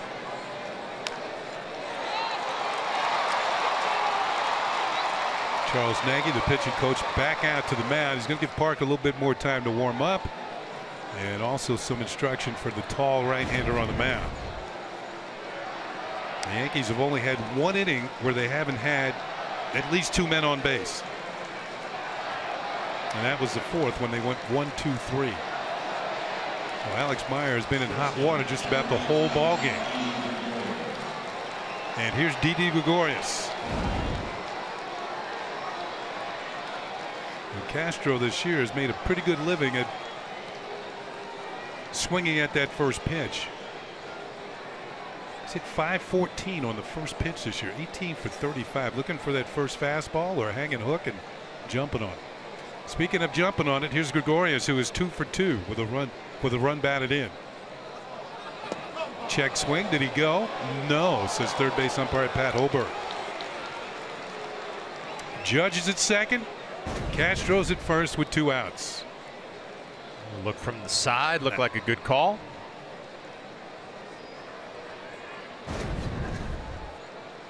We're in the 5th inning of a 1-1 ball game.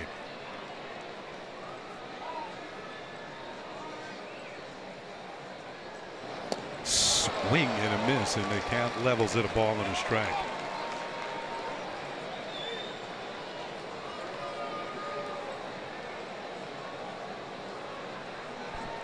There's a lot to like about this young right-hander with the stuff. Obviously, you got to be patient as a pitching coach and Charles Nagy, and a manager and Mike Scioscia because of his control issues.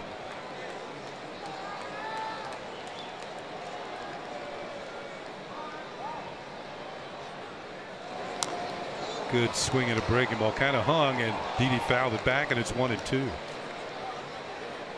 2 outs, 2 on for the Yankees in this 1-1 ball game. As Maldonado goes out to talk to the pitcher, just I want to thank the fans back east for staying up late, tuning in to Yankee baseball on Yes. It's coming up on a new day back east, about 11:45 right now, 11:45 to midnight. And every time I say that, you hear on Twitter people watching in Europe and in Australia, and Australia it's already tomorrow. But reminder that Yankee baseball is popular all over the world. But for those Yankee fans back east, I know a lot of you got to go to work tomorrow. Thanks for staying with us. A 1-1 pitch, swung on and foul tip. Somehow Didi got a piece of that one. We'll see how this at bat turns out for Didi, but that's a great job of fouling off a tough pitch, just spoiling it. He was off balance. A nice job just to get a piece of it. You hang in there and you give yourself another chance maybe to get a mistake. That wasn't so much a swing as it was a chop. It's been all breaking balls to Didi this at bat. There's another one, and that misses. 2-2.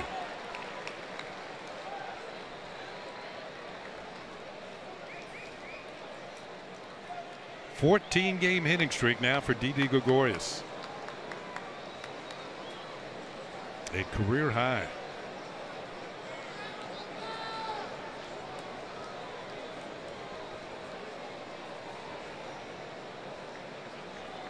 Check swing, foul ball. Look out, Joe Espada. Third base coach jumps out of the way.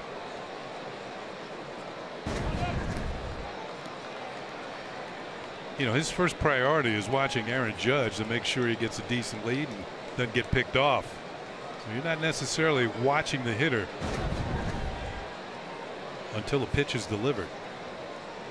You can see he's watching Aaron Judge. Make sure that Simmons doesn't drop in behind him and pick him off.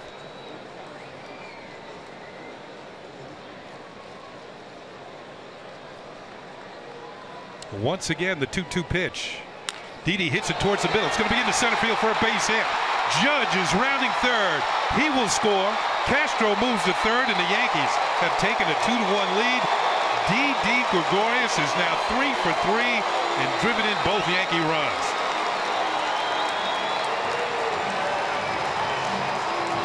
That's the man you want up there right now, and that's going to do it for Alex Meyer as Didi Gregorius has driven him out of the ball game. So the Angels are going to make a pitching change after this base hit that gives the Yankees the lead here in the top of the fifth.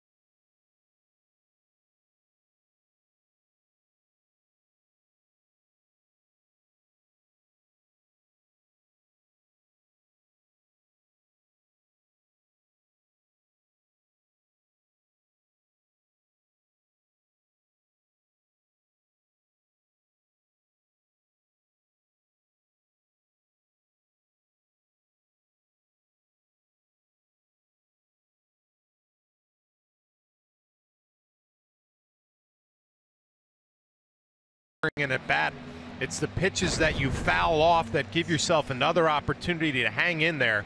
That's a nasty breaking ball. Didi in emergency mode just kind of flicks it, fouls it off, gives himself an opportunity to see a couple more pitches, and then you get a breaking ball that's up and you just drive it right back up the middle.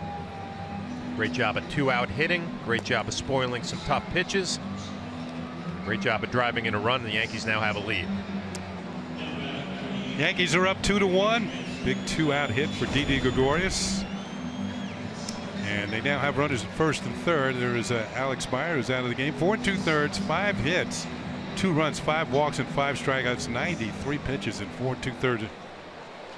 Former Yankee Blake Parker, 16 games with the Yankees last year. Claimed on waivers by the Angels from the Milwaukee Brewers. And he's in a 2-out situation here with Chase Headley at the plate, who's hit the ball hard twice tonight, has nothing to show for it. And the first pitch is in there for a call strike. Headley was robbed of a hit by Cameron Maybin in the second inning. Closed the gap in left center. Then he lined out to Cole Calhoun in right field. They're the numbers this year with the former Yankee Blake Parker. This will be his 32nd appearance. 43 strikeouts in 28 2/3 innings. That's the numbers that jump out.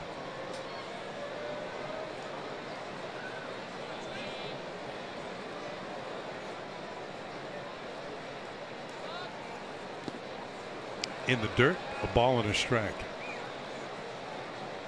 Yankees 2, Angels 1. Yankees scored a run in the third. Holiday, after drawing a walk, came around to score, and here in the fifth, Judge, after drawing a walk, came around to score. And both times they were driven in by Didi Gregorius.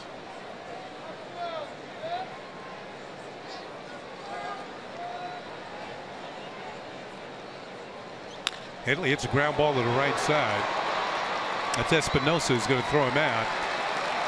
But the Yankees pick up a run on 2 hits. They leave a couple of runners at the end of 4 1/2. 2-1 Yankees.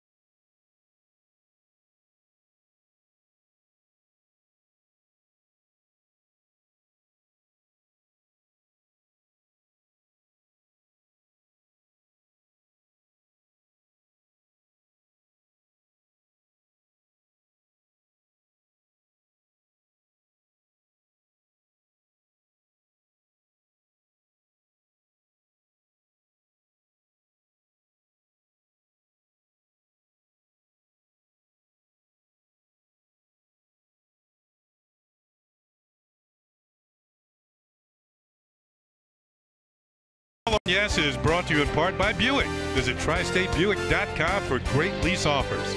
By City MD. When you need a doctor, just walk into City MD Urgent Care. And by your Tri-Honda dealers.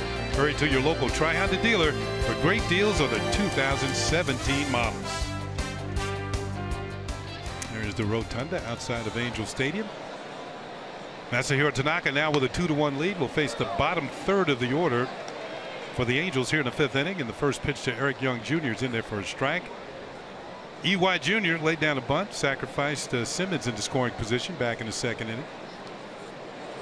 And he played for the Yankees a little while last year. Just swing and a miss. It's quickly 0-2. Eric Young Jr. was called up when Mike Trout was injured. He was playing at Salt Lake City in the Pacific Coast League. And Eric Young Jr. from Jersey, and 3 pitches and he's gone. Piscataway. Always like saying that. Piscataway, New Jersey. Tanaka picks up strikeout number 7 as he gets Eric Young Jr. on 3 pitches. And he'll bring up Martin Maldonado, the catcher. All these ex-Yankees on this Angel team, right? Billy Epler, the new general manager of the Angels. Some Yankee ties.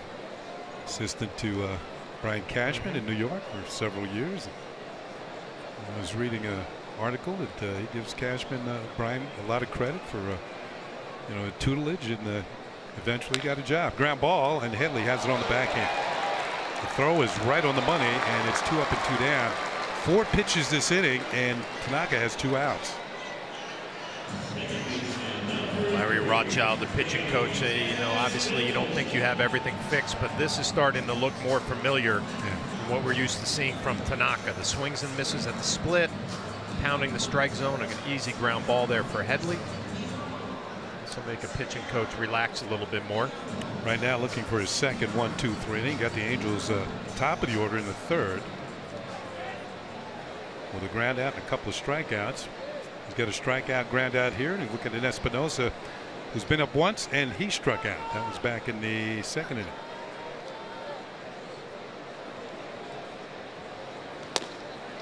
That's in there for a call strike.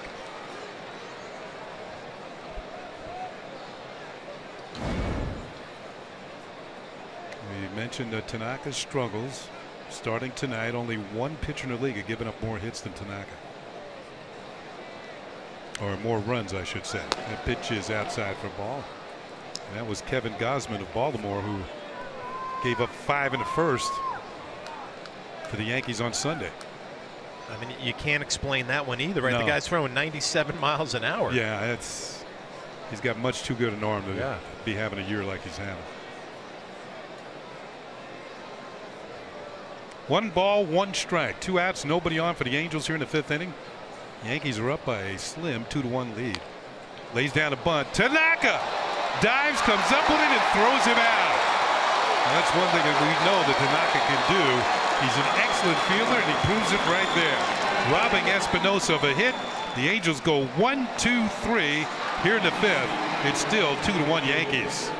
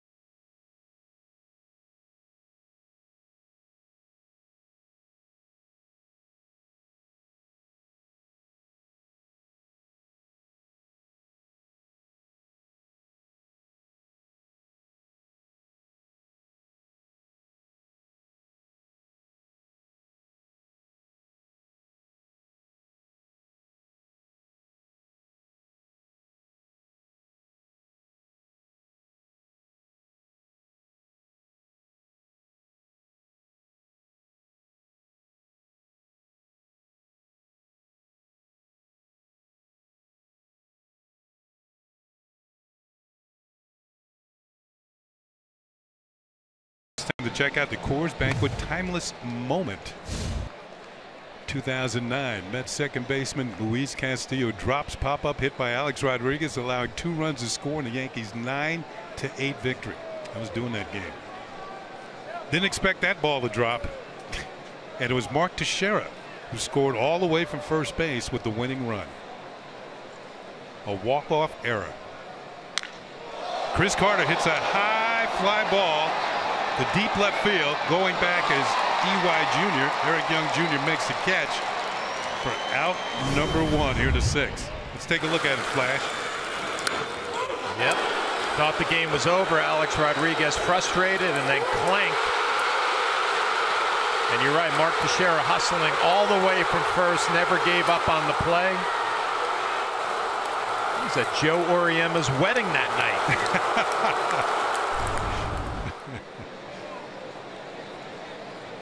The whole place erupted. Luis Castillo will never live that down. Here's Austin Romine, who's 1 for 2, and he'll take a pitch outside from Blake Parker for a ball. Romine is single to right and line to center.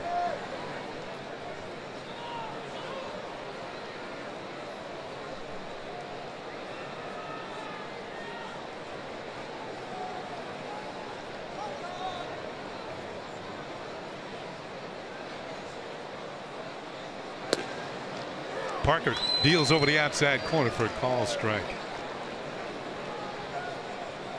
You know, Alex Rodriguez, he saw the frustration as he pounded his bat into the dirt thinking, oh, this game's over.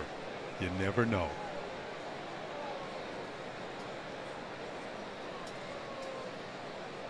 A 1-1 pitch.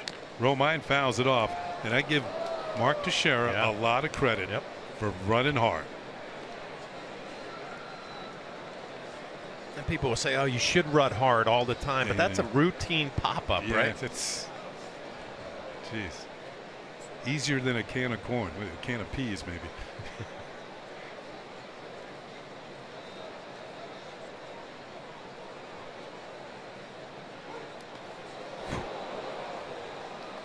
Was that 55 feet or less?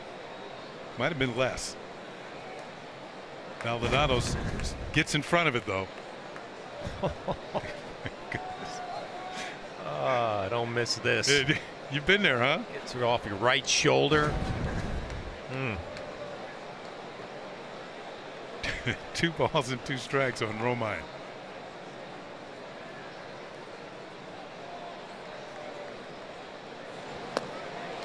Swing and a miss. Parker gets him. Parker's first strikeout. He's faced 3 Yankees and retired them all.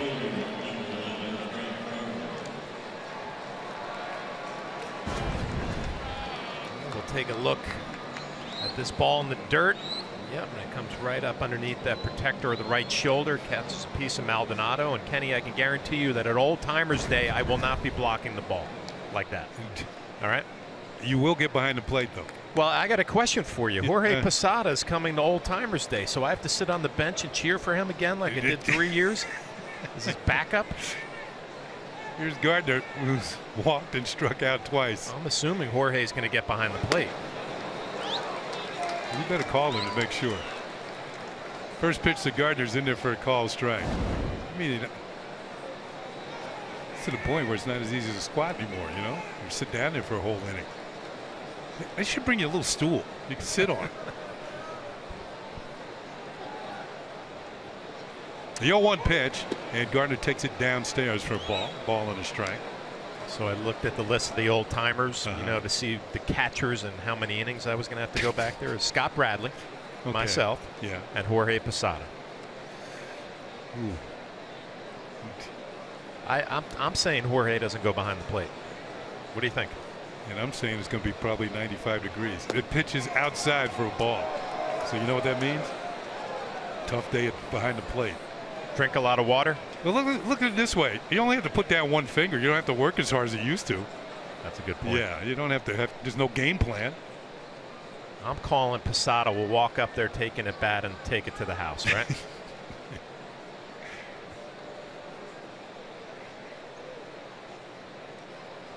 2 balls and a strike, and Gardner that's his best swing of the night. He fouled it back. 2-2. All kidding aside, it's great to see Jorge coming back for the first time. Of course, I'm sure he'll get a big ovation from the Yankee fans. He was my youngest son's favorite Yankee.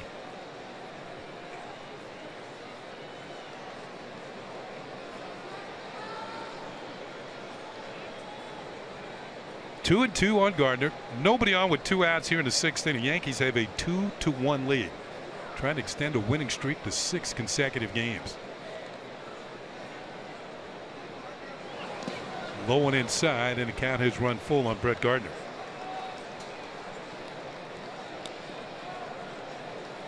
Trying to keep the inning going for Aaron Hicks, who's on deck.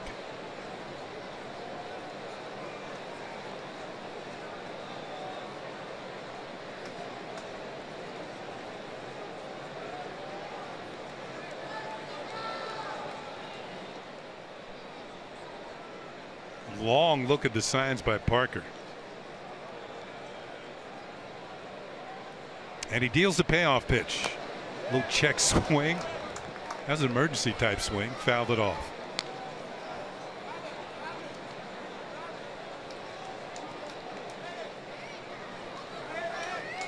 Now remember what happened when Didi did that. He got a hit. Let's see if it works for Gardner.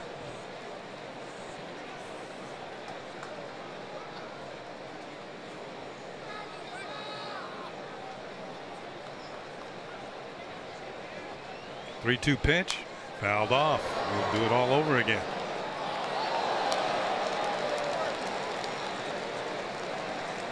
Gardner's one of those type of hitters. He can go into the spoiling mode till he gets something he can handle. Fouling off several pitches.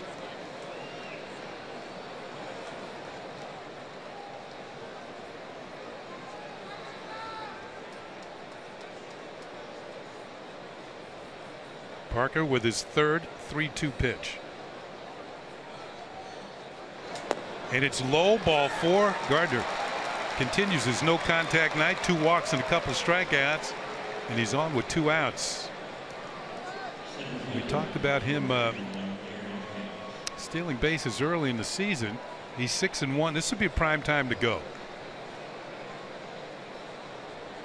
Even if you're caught, Hicks would lead off next inning.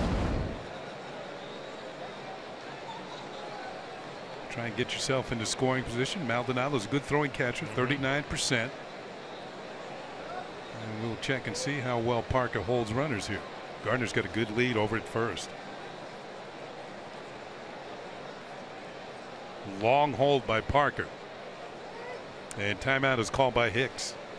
Well, this is one thing, Kenny, you know about a Mike Scioscia ball club. He handles the running game, calling all the signs in that dugout. I mean, right there, Parker just holding the ball as long as you can, trying to change up the rhythm of Brett Gardner. Teams that run well and steal a lot of bases, they have a good idea of how to keep the other team from doing it.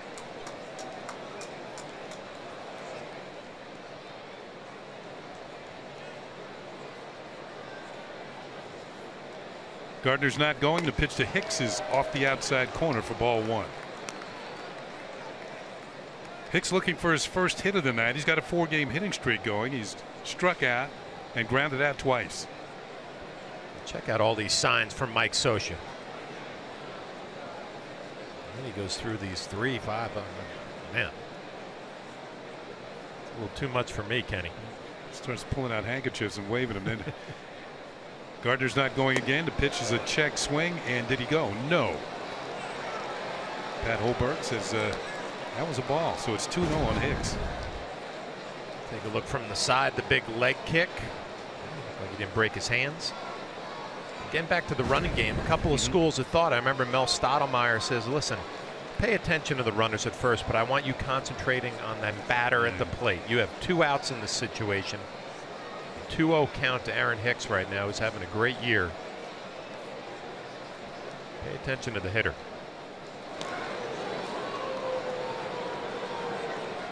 Look out at Maben in center field. He is playing just a couple of steps towards left center. The gap is in right center field.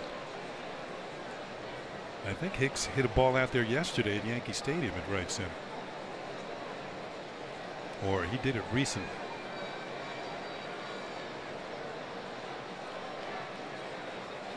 And he filled that gap in a hurry. That's a ball. 3 balls and no strikes. So after Parker got the first 2 Yankees out here in the 6th, he walked Gardner on the 3-2 pitch, and now he's fallen behind Hicks 3-0.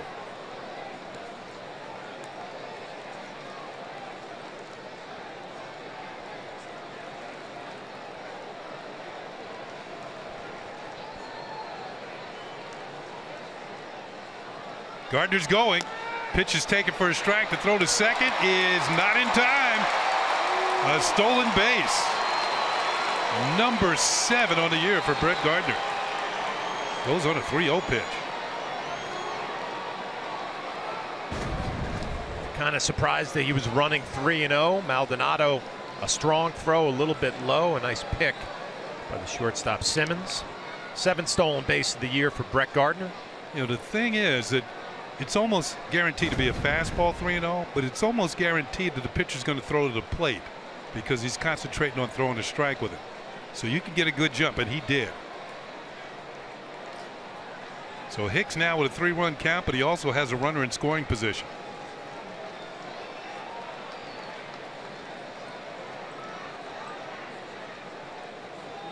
Swing and a miss on an off-speed pitch. The count is full of 3-2. Pitch right there. Aaron Hicks hunting that fastball. He doesn't get it. Split, maybe a change. Good action down and away.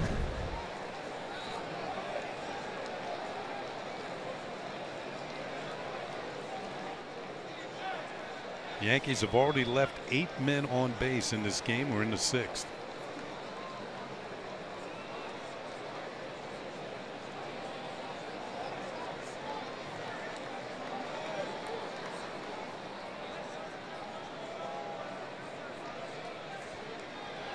Swing and a miss, and that'll do it. Parker gets himself out of a jam with his 2nd strikeout of the inning. Yankees leave another runner on base, but they have the lead at 2-1.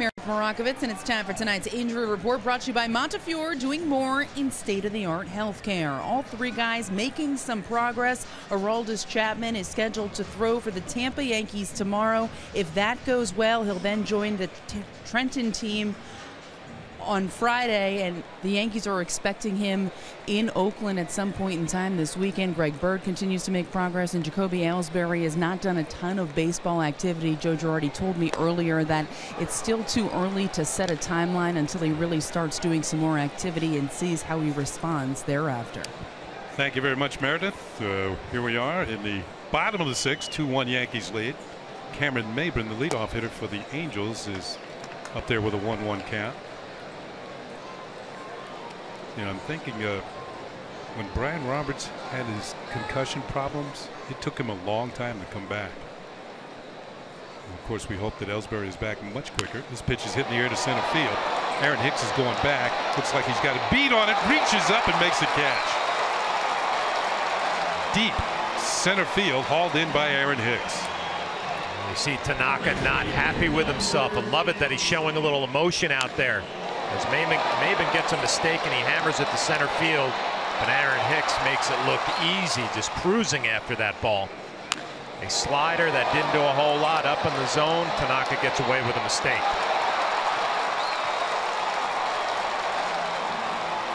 We'll go back to the first inning, and Calhoun homered. Angels only have 2 hits in this game. Simmons had a single, Calhoun's homer, and those came within the first 2 innings. Since then, Tanaka's been pretty tough. Speaking of Calhoun, here he is. That was his 10th home run of the year. Been one of the hottest hitters in the league lately. Takes a pitch downstairs for ball 1. I just like it that Tanaka's showing a little bit of fire out there. You know, he's been getting beat up a little bit lately. His body language hasn't been good. Confidence, taking a little bit of a shot. Go ahead and get fired up out there. Calhoun 18 for his last 44 after going 8 for 65. So he's kind of turned it around, going in another direction lately. Pitches hit foul on the first base side.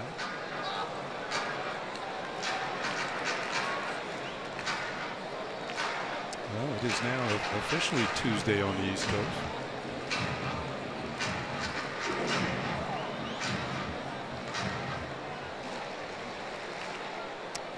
And the Golden State Warriors, congratulations to them. They defeated the Cavaliers. They are the NBA champions for the 2nd time in 3 years. Swing and a miss at Calhoun. So the NBA season is over.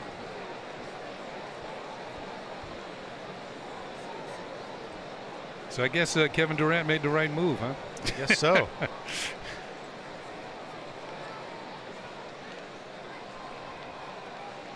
Can't beat him, join him. 1-2 the count on Calhoun, who is homered and struck out. Wouldn't bite. 2 balls and 2 strikes.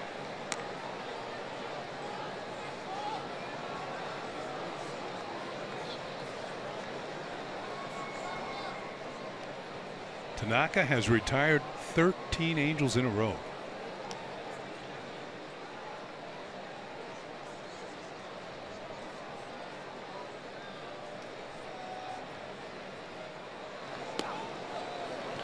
Full count.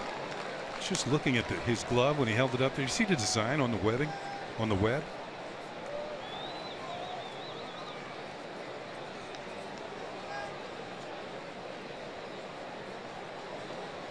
See if we can get a shot at that a little bit later. Let's see. Lift the glove up here to make this 3-2 pitch to Calhoun.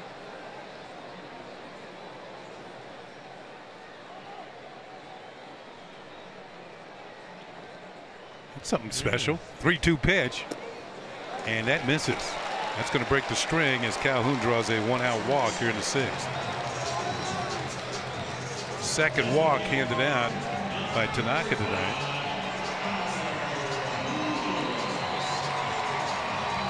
Looks like some sort of dragon, doesn't it? Here's Albert Pujols, who has walked and struck out. 0 for 1.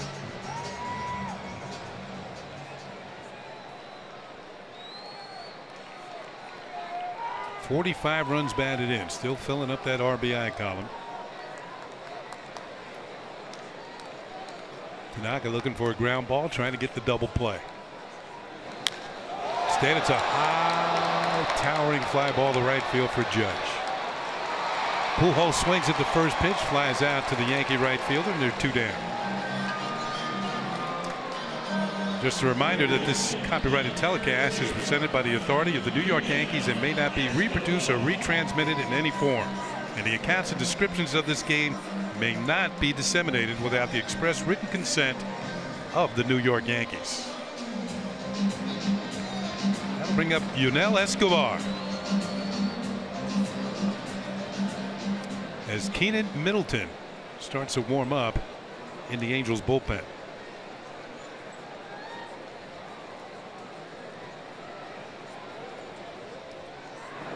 Check on Calhoun at first, who has stolen a couple bases this year without being caught.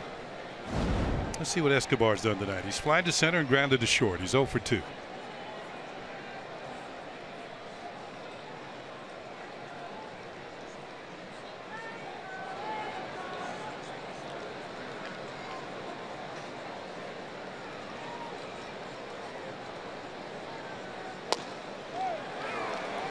Had a notion, held up, and took a strike. Escobar, the former Brave, Blue Jay, Ray, and National. Now he's an Angel.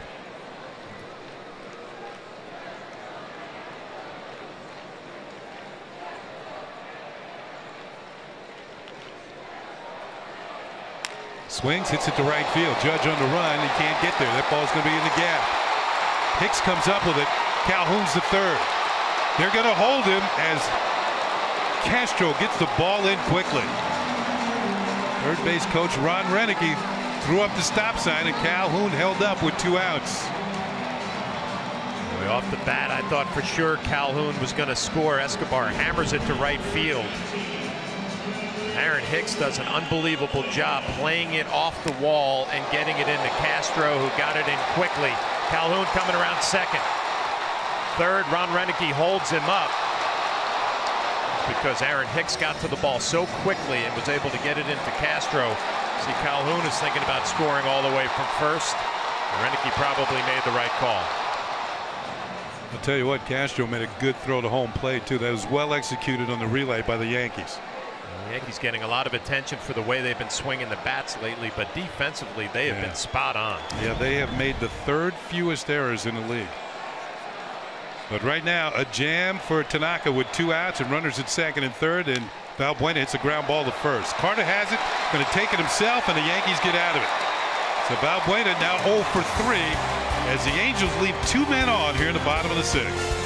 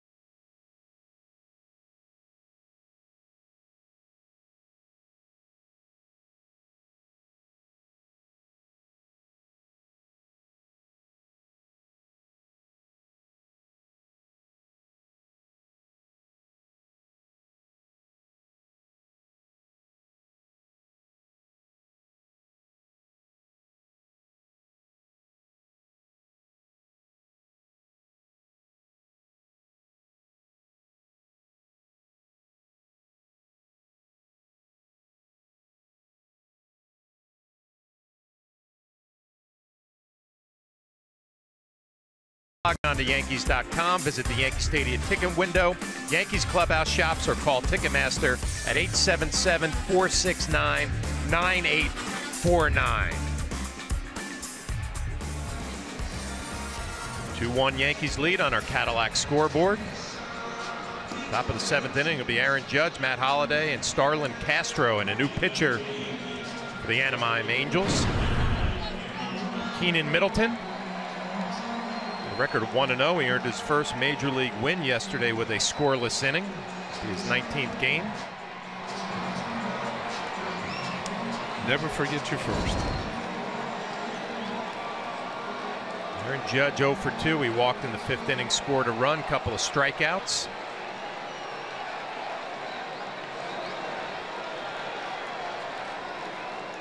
Judge, Holiday, and Castro, top of the 7th inning. This pitch slider from Middleton misses. And we officially have gotten to the tack-on portion of the game. You try and tack on a few runs, make it even more difficult for the Angels to come back. Nice job defensively in the bottom of the 6th inning for the Yankees. Good play by Hicks up against the wall. Nice play by Castro getting the ball in. Good job by Tanaka getting the ground ball to get out of the inning. And Aaron Judge, some big swing and a miss. Middleton showing a good fastball. That was 97. His major league debut on May 5th against Houston. Another high heater. And the swings and miss, can he get the crowd going? I tell you what, if you're coming out of anybody's bullpen, you don't throw 95 miles an hour. He's just throwing fire up there. Let's see if he elevates the fastball or goes with the breaking ball away. He goes with the breaking ball down. It's play by Maldonado. Kenny, I remember my rookie year in 1992, and if you were throwing 92 or 93 miles an hour, it got your attention. Yeah, you're probably a starting pitcher too. Yeah. Now all of a sudden you don't even bat an eye at 92, 93. No big deal. 2-2 to Judge, hits it the other way. It's going to be a base hit for Aaron Judge. I think he gave up a bat. It was broken, but all rise.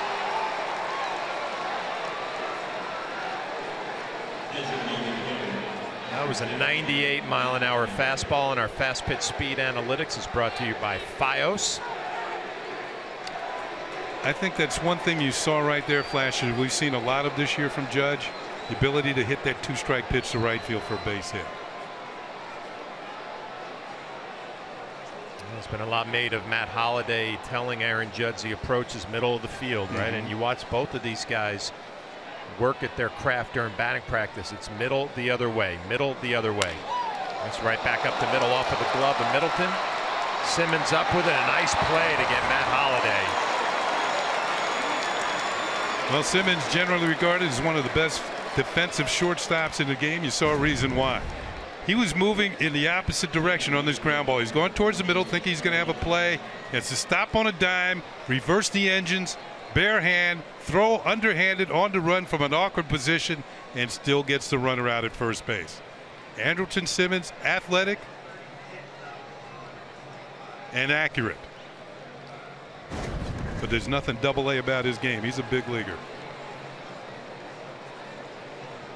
Aaron Judge in scoring position now. One down will be Starlin Castro as Didi Gregorius waiting on deck. Castro 1 for 2, a single and a walk.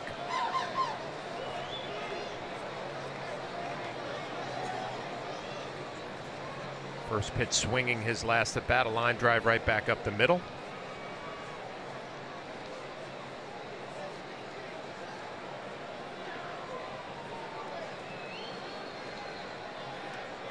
Aaron Judge takes his lead off of second base. This pitch slider, weak ground ball right back to the mound. Middleton will take the easy play. Aaron Judge stays put at second base.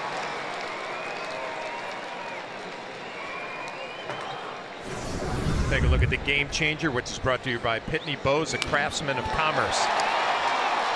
Didi with a couple of runs batted in. He's driven in both runs with a couple of hits for the Yankees. In fact, he's 3 for 3. But 2 of those 3 hits drove in runs. Well, he's not going to get an opportunity to swing the bat as Mike Scioscia intentionally walks Didi. 2 down will bring up Chase Headley. Seen enough of him, huh? Yep. Headley hit a ball hard to center field his first at bat. Hit a ball hard to right field his second at bat. Nothing to show for it. And a ground ball his last time. Played by Maldonado, backhanding the fastball. Chase now hitting .228 with 3 home runs, 24 RBIs.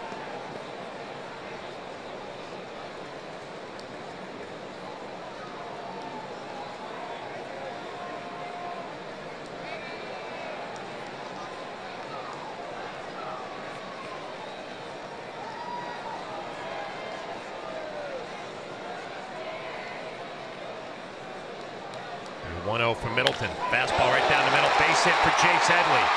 Aaron Judge around third. He's going to score. Didi Gregorius over to third. So Chase Headley, a big 2-out knock and an RBI, and the Yankees add on. They lead 3-1. All three of the Yankee runs been driven in with 2-out singles. As Headley jumps on the first pitch, and Judge scores for the second time tonight. Right there for him. Doesn't miss it. Right by Middleton's glove into center field. Here comes the Judge. And the Yankees have a 3-1 lead. Well, that has to feel good for Chase Headley. Hit 2 balls right on the nose his first 2 at bats. Nothing to show for it. A big 2-out RBI base hit for Chase Headley. You know, I wonder if that walking DD intentionally fired him up. It helps. That's a good point. 2 down will bring up Chris Carter. First pitch slider misses.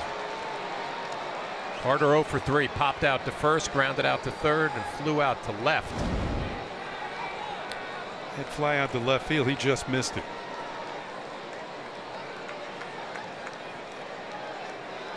You remember Headley has 6 stolen bases at first base, has not been thrown out. He's not running there. Middleton falls behind in the count 2-0.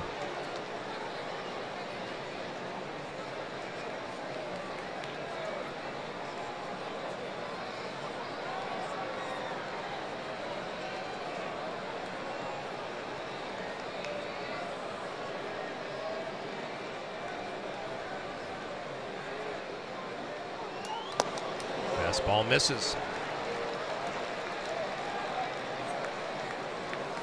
Give Chris Carter the green light, 3-0. Sure. Might run into one. You're paid to hit home runs. Yeah, that's what he does. You saw the pitch that he threw Headley right down the middle. Maybe he'll throw one to Carter. Austin Romine on deck.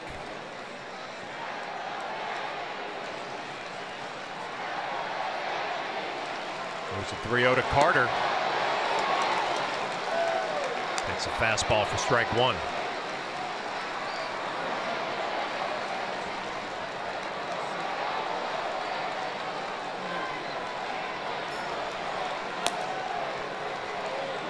Brooks Pounders getting ready in the Angel bullpen. Gregorius off of third, Headley off of first. And Chris Carter will work a 2-out walk. The base is loaded for Austin Romine. Again, pitching coach Charles Nagy comes out to the mound. The Yankees have only gone in order in 1 inning. So they've had men all over the bases tonight. It's looked like a Southern California traffic jam.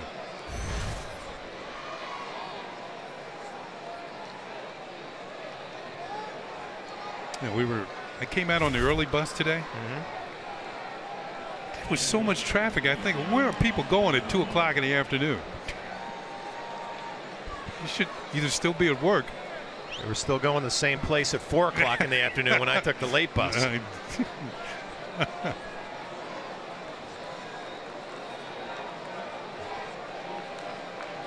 2 down for Austin Romine. Austin 1 for 3, a single to right field. Hard shot to center field, then he struck out swinging his last at bat. First pitch from Middleton, a strike. .234 batting average for Austin Romine, couple of home runs, 12 RBIs. Yankees have gotten 1 2-out hit this inning. Can they get another one? Cameron Maybin in center field shading Austin Romine to hit the ball the other way a little bit. Infield pretty much straight up.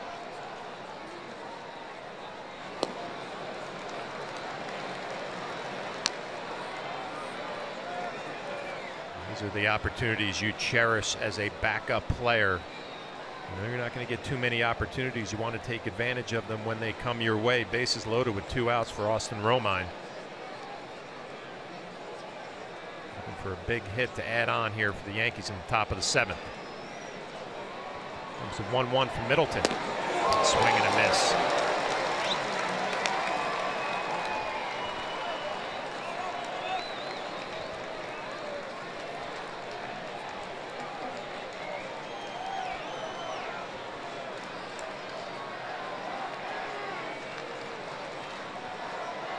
Gregorius off of third, Headley off of second base, Chris Carter taking his lead off of first.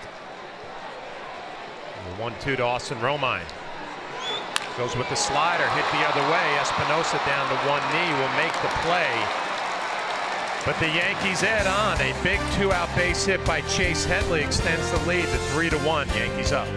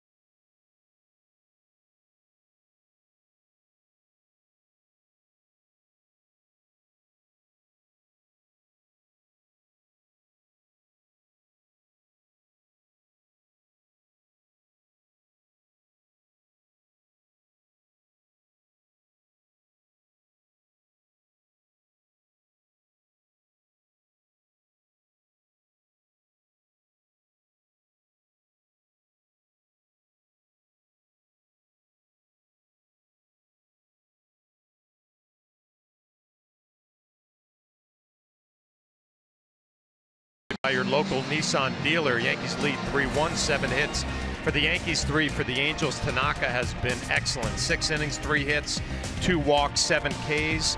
Didi Gregorius 3 for 3, couple of RBIs. Cole Calhoun, his 10th home run of the year, a solo shot. Masahiro Tanaka back out there for the bottom of the 7th inning. He'll face Simmons, Young Jr., and Maldonado.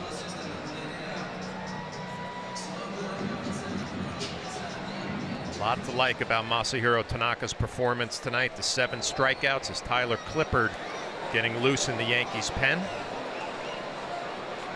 Only 3 hits against Tanaka. Quite a swing by Simmons there.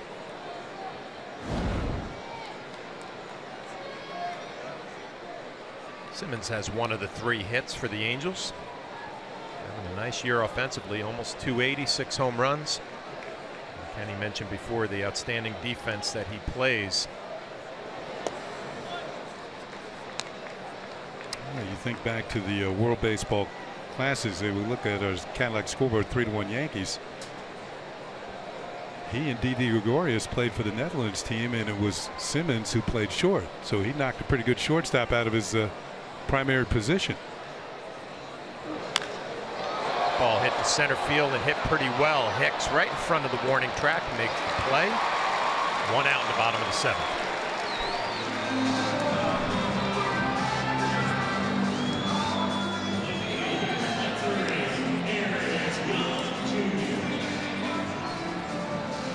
One down will bring up Eric Young Jr. Sacrifice bunt his first at bat. He struck out his last at bat in the 5th.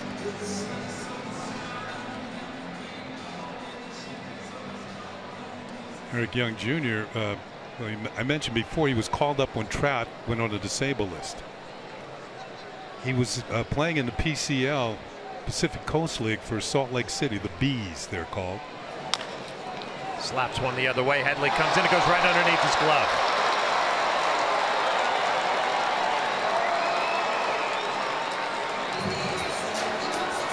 I believe that's going to be an error. It would have been a tough play to throw out the speedy Eric Young Jr., but it's an E5. Once you miss it, you have no chance of getting it.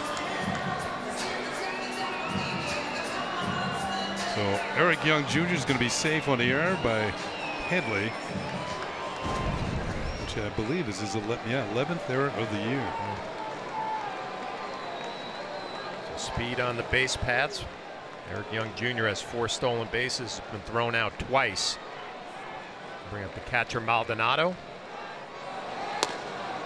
Takes first pitch slider for strike 1. I was going to say Eric Young Jr. in the PCL, Pacific Coast League, was hitting .354, and he was 6th in the league in hitting.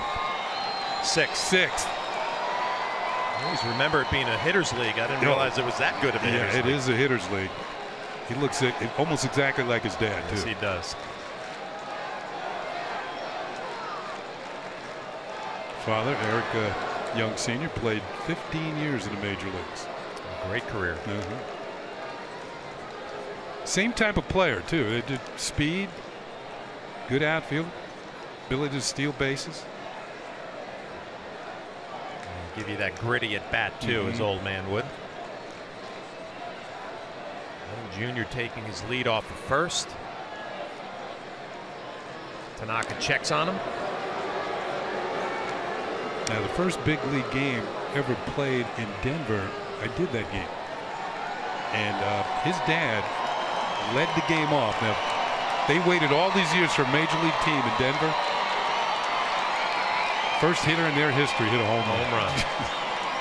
Mile High Stadium, right? Yeah, it was. That was before they built Coors Field. Joe Girardi was on that team.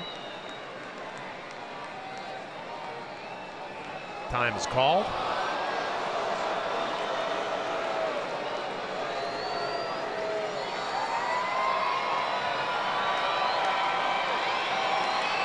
There was, I think, if I'm not mistaken, there were 90,000 fans there at Mile High Stadium. It was a football stadium. That's where the Broncos play. Boy, opening day, too. It had to be freezing there. Well, it wasn't all that bad. But, boy, the place went nuts. Young with a pretty good lead. And there he goes. Foul ball by Maldonado. Yep, just like his daddy.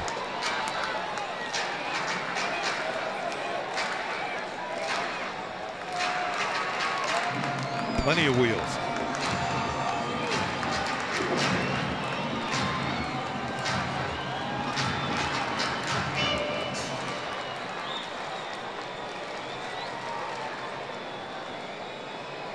Four steals. Thrown out a couple of times.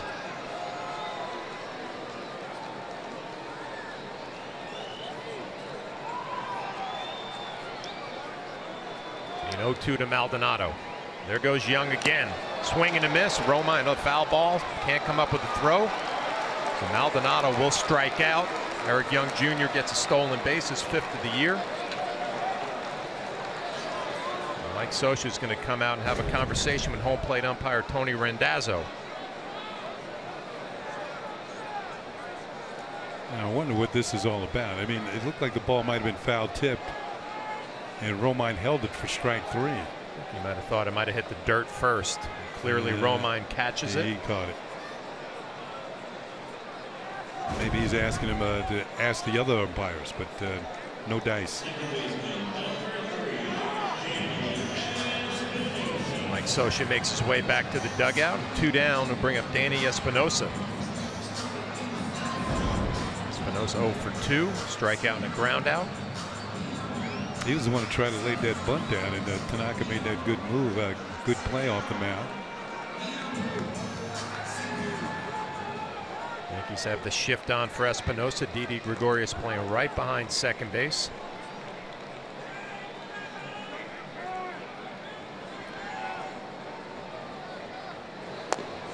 Big swing and a miss.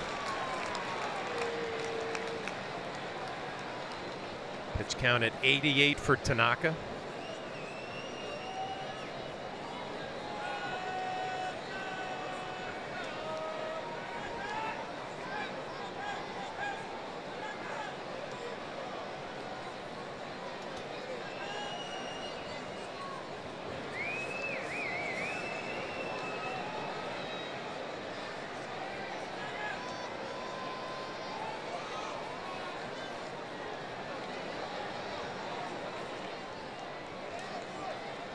Tanaka checking Young. Ball hit right field. It's going to be a base hit. Aaron Judge comes up with it. Young comes around third. Here's the throw, and it's going to be high. Tanaka backing up as Espinosa comes through with a big 2-out hit. And with that high throw, he moves himself into scoring position. 3-2 Yankees. Well, that was a mistake by Aaron Judge in right field. The throw to home plate was nowhere near the cutoff man. You're trying to keep the batter who hit the ball at first base. You don't want him to get into scoring position. He's the tying run. The run at the plate is not the one that's going to beat you. It's now a 3-2 game, and it's hard to get Eric Young Jr. This guy runs very fast. It'd have to be just a bang-bang play to get him. You want to keep Espinosa at first base. He's now in scoring position at second. I can see Aaron Judge saying, "My bad," acknowledging that he made a mistake. Joe Girardi out to the mound, going to make a call to the bullpen. It's going to be Tyler Clippard. Masahiro Tanaka, a quality out, and Clippard coming in here in the bottom of the 7th.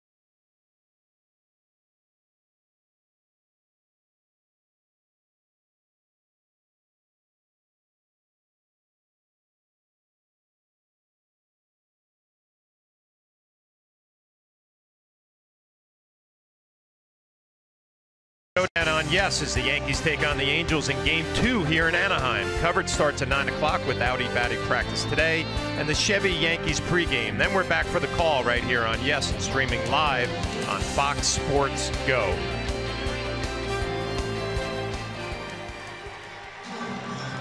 Tyler Clippard on. His 28th game, ERA of 1.80, 9 walks, 31 strikeouts. Clippard made his 27th appearance of the season in Friday's win against Baltimore, tossing a perfect 8th inning. 2 down and back to the top of the order, Cameron Maybin. As Danny Espinosa, a big 2-out hit, takes his lead off of second base.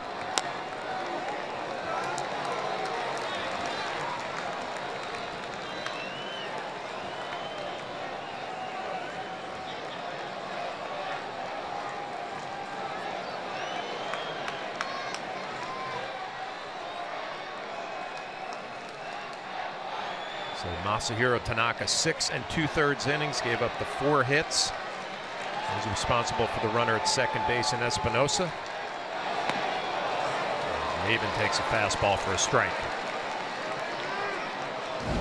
You know, with Clippard out there, sometimes it's almost as if you got to guess. I mean, he's got such a good changeup and a really good fastball, and there's about, what, 15-mile-per-hour difference, or 10 to 15.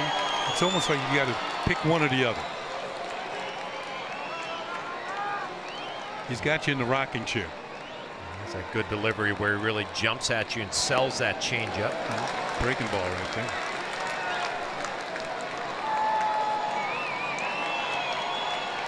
Bud Norris and Jose Alvarez getting loose in the Angels' pen.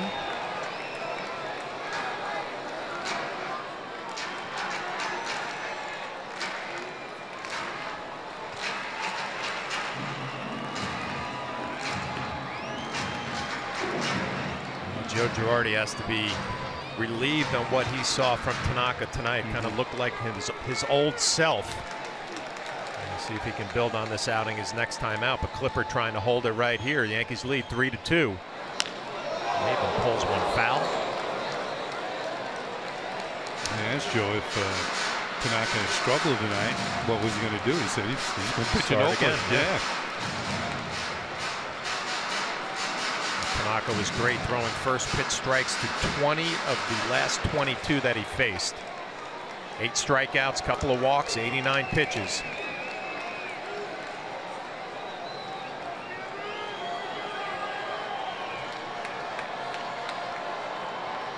The 2-2 to Cameron Maben.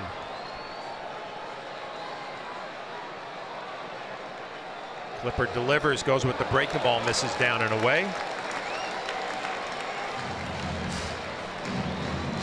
Cole Calhoun waiting on deck.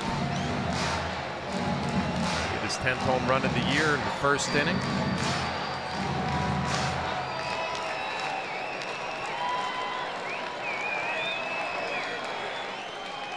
I'm sure Tyler Clippard wants to go right at Maben right here. Maben 0 for 3, a couple of ground balls and a fly out. Choking up on the bat a little bit, and this will be the 3-2 from Clippard. Goes fastball, Maben fouls it off right over our booth.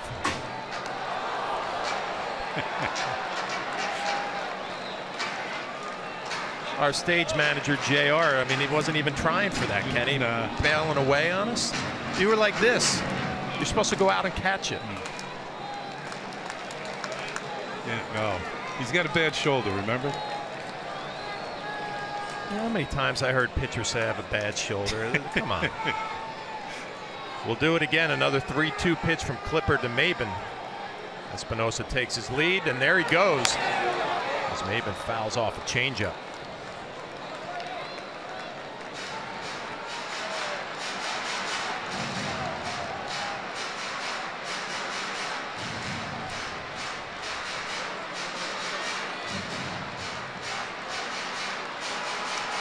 If I'm Headley at third base and Espinosa's trying to, I let him go. I let him have the base and don't give up my position in case there's a ball hit my direction.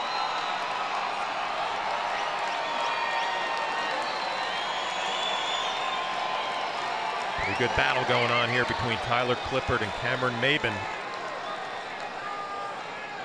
Another 3-2 pitch. Espinosa not running. Maben hits his ball to left center field. It's going to be a base hit. Espinosa around third. He's going to score. Maben going into second base. And it's going to be a 2-out double and an RBI for Cameron Maben, and we're all tied up at 3.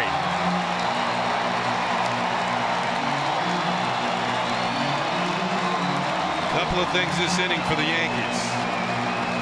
The error on the ball hit by Eric Young Jr. by Headley at third. And then the overthrow by Aaron Judge that allowed Espinosa to get into scoring position. And the Angels have tied the game. Maben was having a solid at bat. You could see it. And he finally got something he can handle. He's been hitting well lately. And he drives in a run as Espinosa scores, and it's now a 3-3 ball game. 2 down will bring up Cole Calhoun. Maben takes his lead off the second base. First pitch swing, and Calhoun swings through a changeup. Calhoun 1 for 2, his 10th home run of the year. He struck out in the third and he walked in the 6th.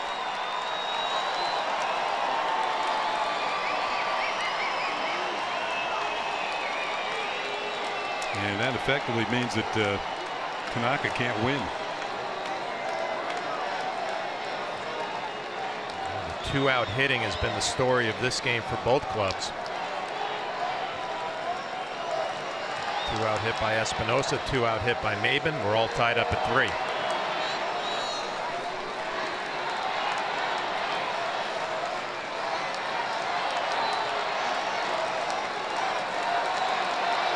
Tanaka will not get the win in this game. A lot of positives coming out of this one for him.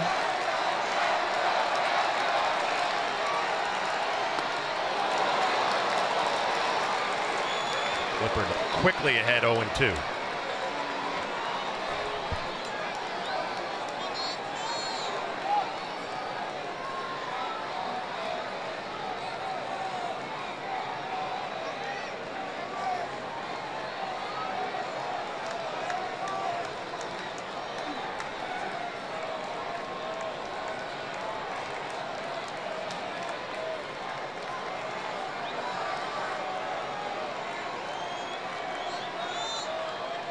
0-2 pitch from Clippard. Misses down and in. Albert Pujols waiting on deck. Is Austin Romine going to go out to the mound and have a talk with Tyler Clippard?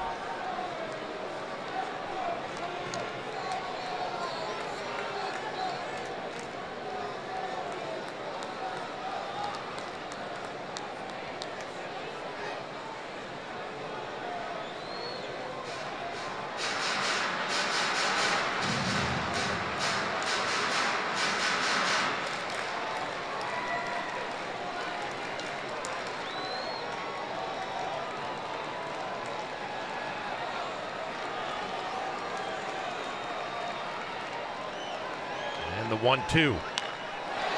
Fastball pulled foul.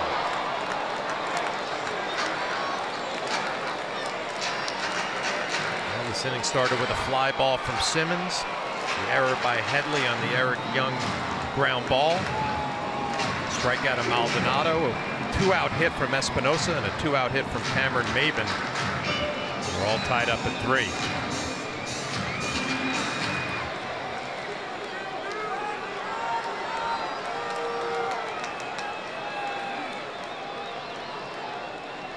Here comes the 1-2 to Cole Calhoun. Changeup fouled off.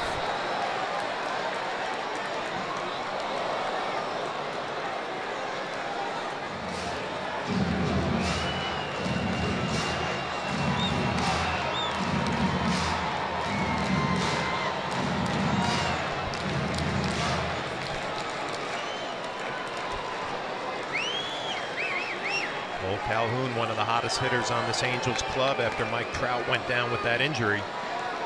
He's picked it up offensively. He's got an opportunity here with 2 outs. Maben off of second base and a big swing and a miss. Ball in the dirt. Austin Romine applies the tag. But the Angels do a little bit of damage with 2 outs. Masahiro Tanaka's night is done and we're all tied up at 3.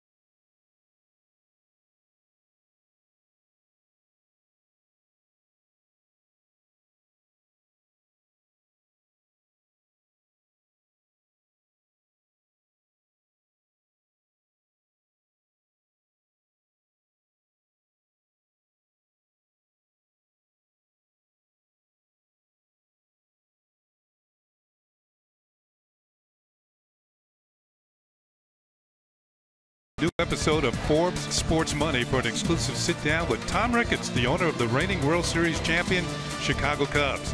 It's all new Friday night at 8, only on Yes. It's a 3-3 game as we go to the 8th inning, and new pitcher for the Angels is going to be Jose Alvarez. We look at our Hyundai scoreboard. 2 errors for the Yankees. 3 runs, 7 hits. Angels 3 runs, 5 hits. Jose Alvarez comes on to do the pitching, left-hander out of the Angels bullpen. Those are his numbers. And the big number that jumped out at me that's not shown there, he's pitched 23 innings out of the bullpen and he's given up 5 home runs. And he's got an 0-2 record there. He'll face the top of the order. He gets Gardner, Hicks, and Judge here in the 8th inning. Gardner's had one of those nights. Well, he's had 2 strikeouts and 2 walks. No contact night. So the Yankees, who had a 3-1 lead, now find themselves in a tie game as we go to the latter stages of this game. Alvarez deals, and the first pitch is in there for a called strike. Gardner has a 5-game hitting streak on the line.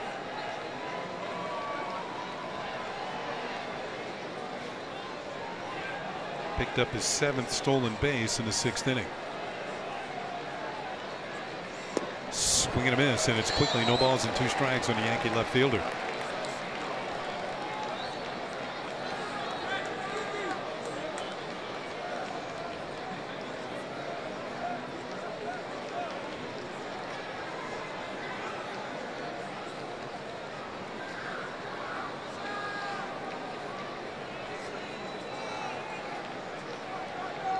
The 0-2 pitch, and it's low and away. Maldonado stops it. Exchange baseballs on that pitch in the dirt. It's a ball and 2 strikes. Switch hitter Aaron Hicks is on deck, and he'll be followed by Aaron Judge.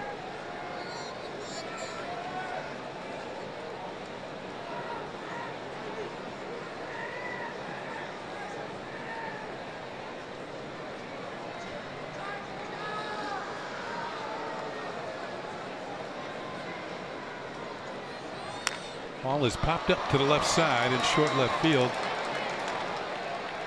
Coming on to make the catch for out number 1 is Eric Young Jr. So Gardner's now 0 for 3. It'll bring up Hicks. Like Gardner has a hitting streak going. He's got a 4-gamer, and he's 0 for 4. Hicks has struck out, grounded out twice, and struck out again.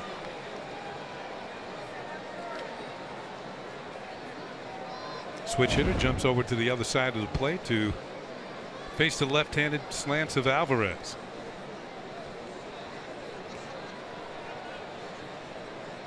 Good numbers across the board. 309, 10 homers, 36 runs batted in. One of 6 Yankees with 10 or more home runs. Swings, it's a high drive to left field. Eric Young Jr. going back, still going back. This one is off the wall. He bobbles it. Hicks is in the second, and he's there with a 1-out double. Didn't miss a home run by much.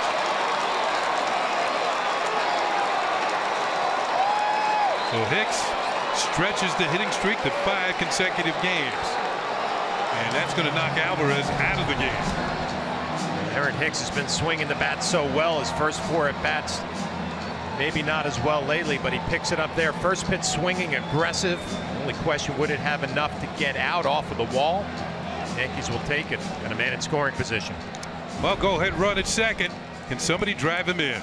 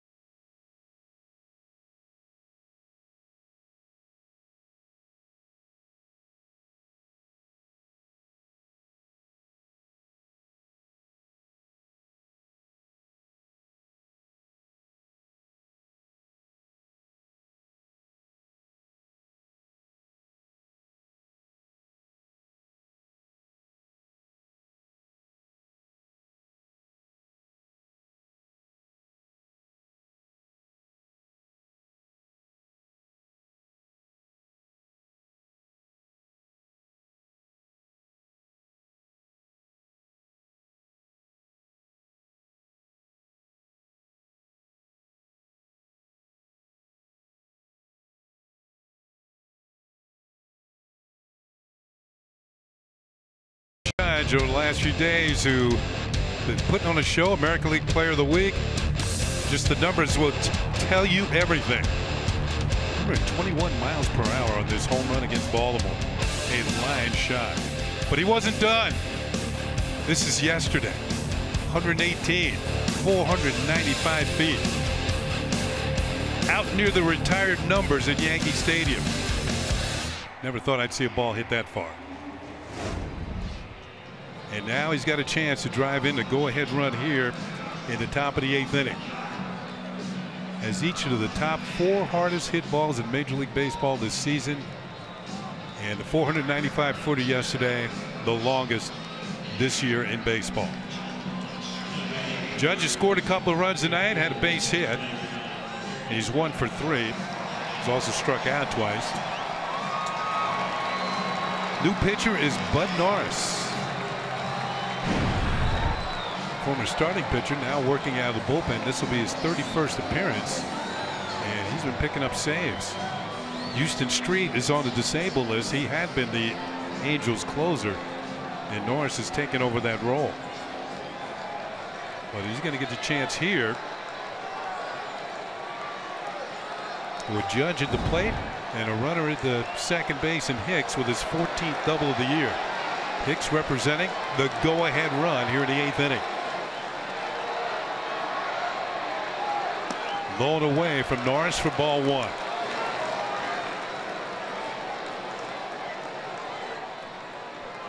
Aaron picked up a base hit going the other way his last at bat.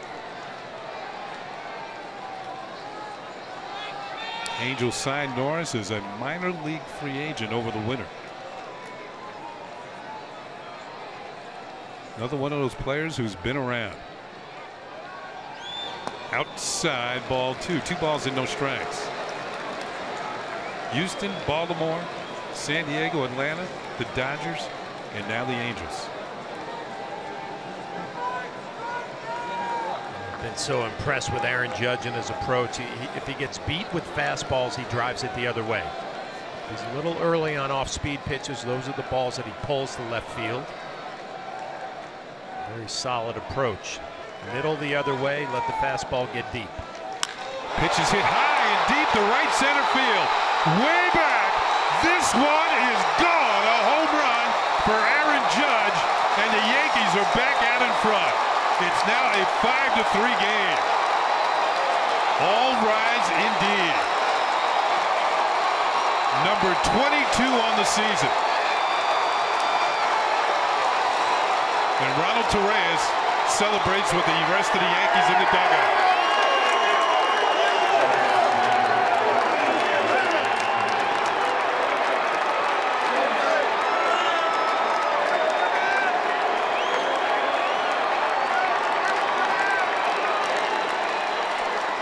Well, I'm thinking about the mistake that he made by allowing the tying run to get into scoring position. That kind of makes up for it right there. Yeah, that's how you make up for it. 2-run bomb the other way. Here's Matt Holliday. Take a look at the pitch and the swing. Out over the plate. That approach you were talking about earlier, Kenny. Middle the other way. And Cameron Maben in center field just turns around and looks. 5-3 Yankees. Holliday fouls one off to the screen, and it's no balls and 2 strikes. Joe Girardi saying make sure that throw is lower next time, but if you want to hit a 2-run home run, that's fine too. Yeah. Well, Bud Norris comes in to give up the home run to Aaron Judge, the major league leading 22nd of the year. Holliday checks a swing, ball and 2 strikes. Holliday tonight has walked twice, scored a run. He's 0 for 2. There are the home run leaders in the major leagues. Scott Schlemmer of the Cincinnati Reds, Justin Smoke, and Joey Votto. The MVP chants are out from the Yankee fans here in Anaheim. Count is now 2-2 on Holliday.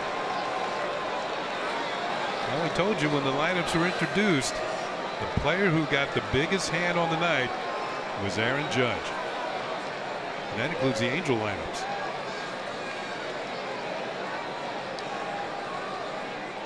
Although you get the feeling that if Mike Trout were playing, he'd give him a run for the money. What a season. We're not even halfway through.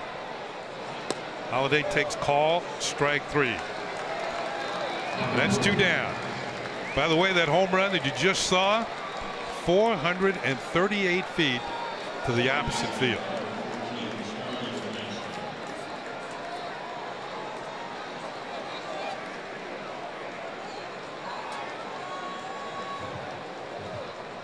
Wow. Here's Castro. Had a base hit in the 5th inning, ran his hitting streak to 7 straight games.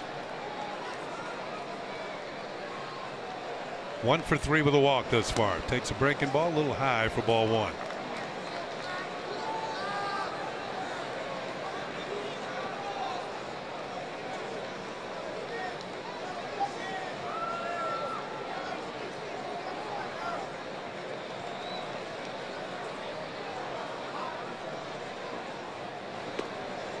Ball 2, 2-0. Well, heard David Cohen say earlier in the year that Aaron Judge was must-see TV. I don't know if he was necessarily speaking about 1:15 in the morning. The late show. But just a few minutes ago, a little after 1 o'clock in the morning on the East Coast, Aaron Judge goes deep and pitches high for ball 3. 3-0 on Starlin Castro. Yeah, I'm just thinking about it, and you know the way Aaron got off to his season, you started, okay, at some point the league's going to figure him out, right? Or he'll go through a little tough stretch.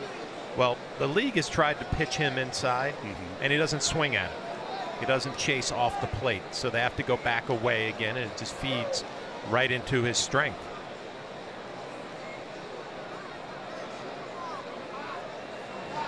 Castro taking all the way on the 3-0 pitch, and Norris pours it in there for a strike. What was that pitch that the other day against Baltimore? He lined down the left field line. That was something that kind of hung on the inside corner. I think it was a changeup. Yeah, well, it was smoked.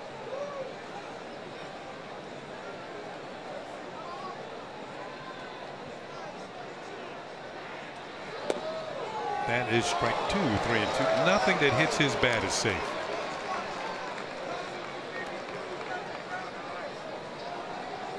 Just hits the ball so hard.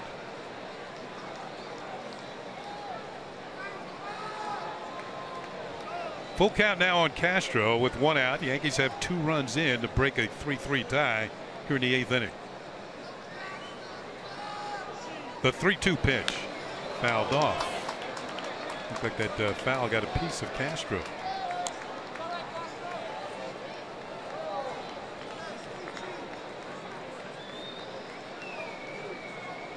.22 home runs now, 49 runs batted in.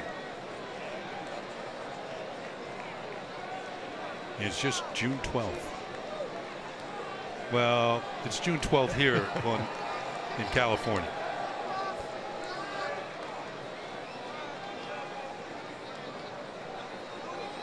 Payoff pitch, ground ball to the left side. Escobar has it. The throw to first is in the dirt, and Castro beats it. That's going to go as a base hit, a hustling base hit for Starlin Castro.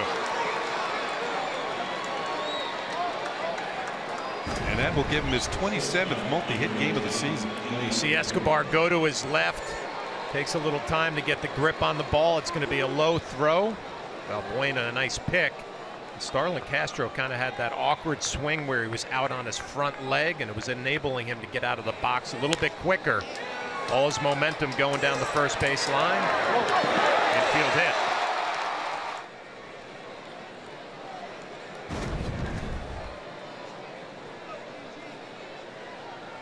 Here's Didi Gregorius.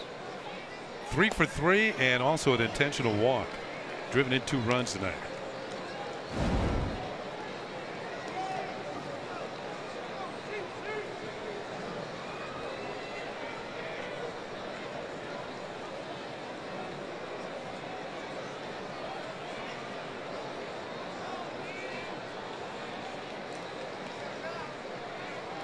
That pitch is low for a ball. 2-0. Now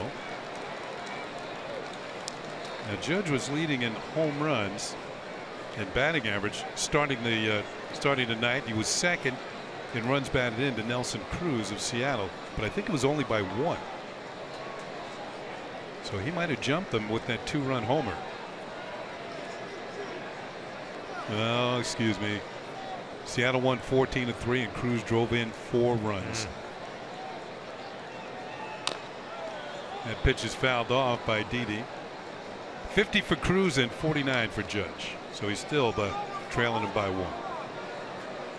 Nelson Cruz having a heck of a year for the Seattle Mariners. I mean, he's halfway around the board. We're not even to halfway through the season. By meaning halfway around the board, I mean 100 runs batted in.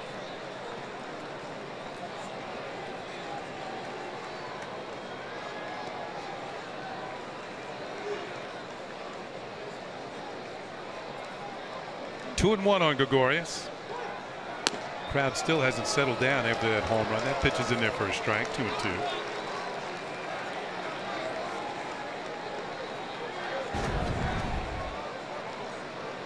I'm not so sure.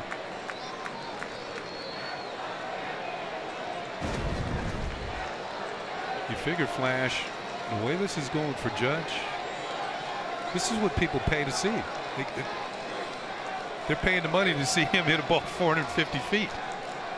And they're getting their money worth. The 2-2 pitch. Hit through the hole. Didi has a 4-hit night.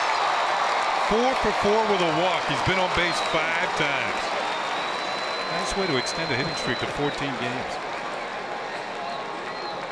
They can't get him out. It'll bring up Headley. Judge hits his home run. Didi with his 4 hits. Headley gets a big 2-out hit. A lot of things to like offensively for the Yankees tonight. Again, 11 hits. Plenty of base runners. And for Didi, and something he's done 4 other times. This is the 5th time in his career he's had 4 hits in a game. Big night for Didi Gregorius. He started the night hitting .327. 2 on, 2 outs. Yankees have 2 in. And Headley's to the plate, 1 for 4 with a run batted in. High and away for a ball. Castro's at second, Gregorius at first. Bud Norris has come in the game and the Yankees have roughed him up.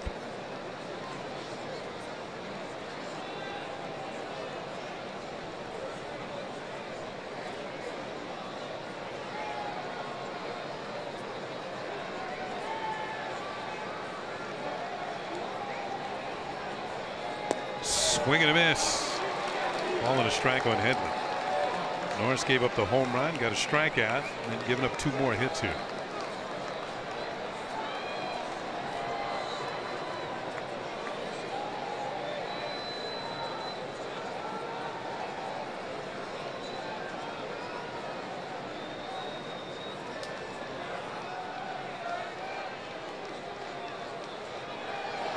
Ground ball to the right side.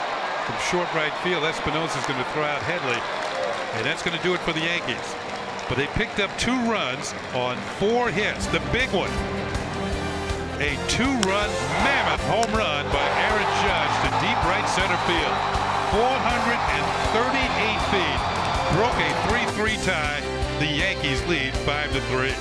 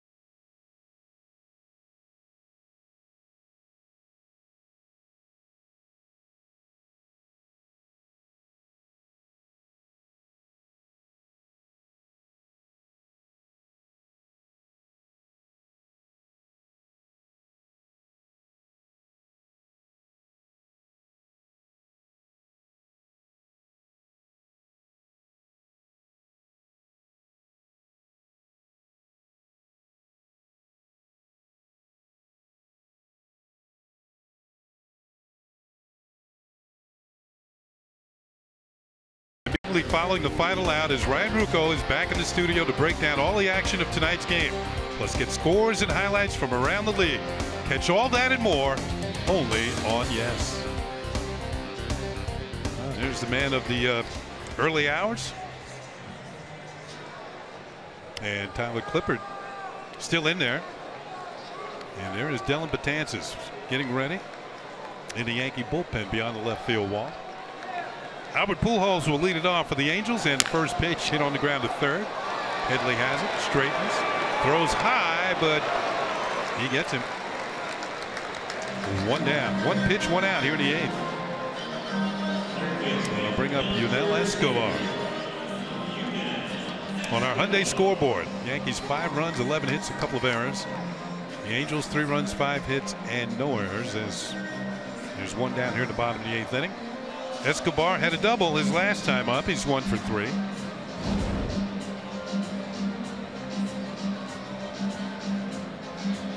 The man who wears number 0.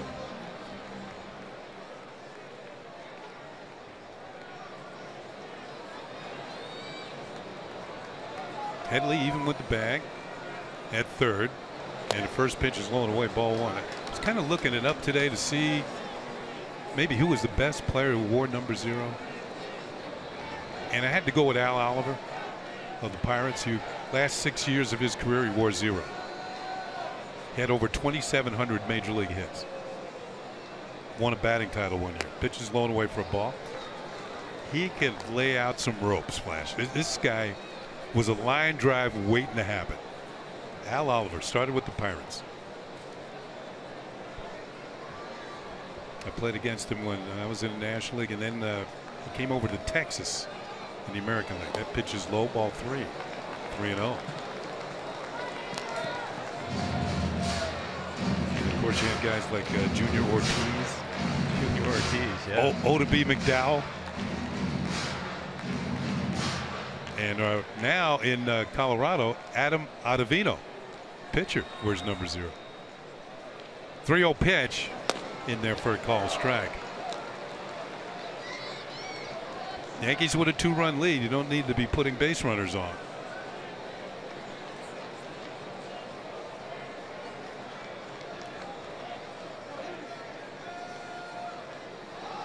The 3-1 pitch, and that is high for ball 4, and it'll bring the tying run to the plate.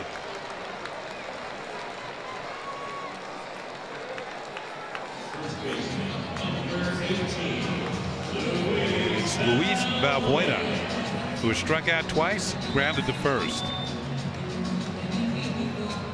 Joe Girardi checking on the progress of Betances in the bullpen. And so Mike Harkey, the pitching coach, just hung up the phone.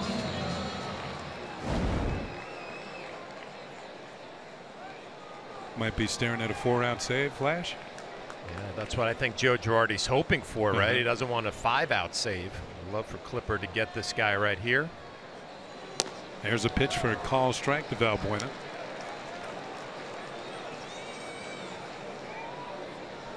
Angels have been pretty tough in their home ballpark. They've won 18 of the 30 games they've played here. Yankee pitching doing a good job tonight too. As I mentioned earlier, the Angels the last 4 games, their last 4 wins, averaging over 9 runs a game.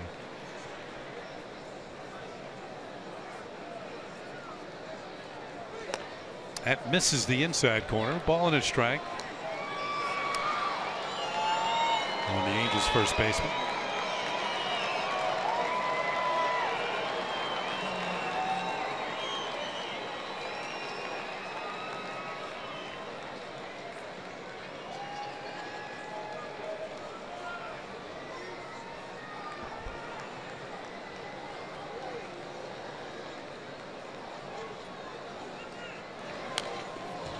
It's swinging, it's fouled back, and it's 1-2.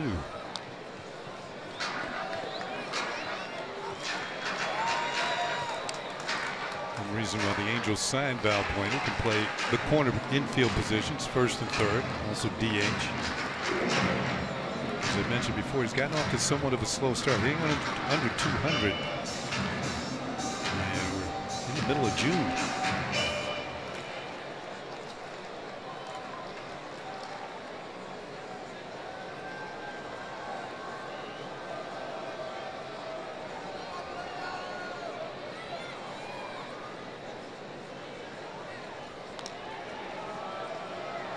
Back easily is Escobar.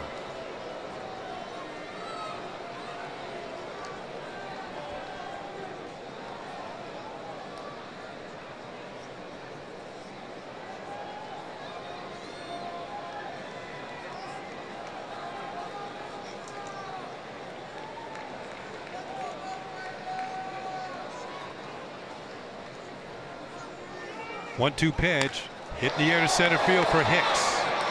Couple of steps to his left, he puts it away for round number 2. That ball was hit pretty well. And here comes Joe Girardi. And Flash, I think you were right on. He's looking for the 4-out save. So that's going to be it for Tyler Clippard. Dylan Betances will be on the mound when we come back.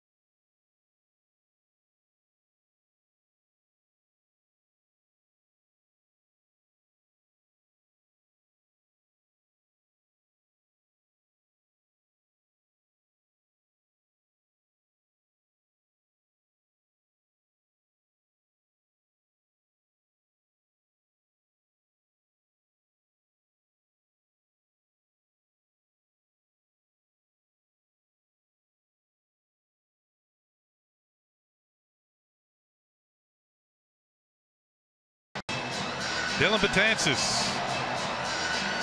Numbers outstanding. 3-1, 0.48. 5 out of 6 in save opportunities since Aroldis Chapman's been on the disabled list. 35 strikeouts in 18 2/3 innings. His 12 walks might be a little high, but you can see he's tough to hit. Just 125 batting average against.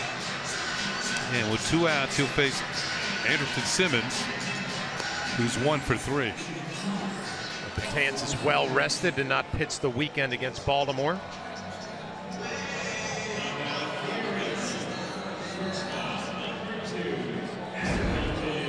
If he can get Simmons here, that means he'll face the bottom of the order for the Angels in the 9th.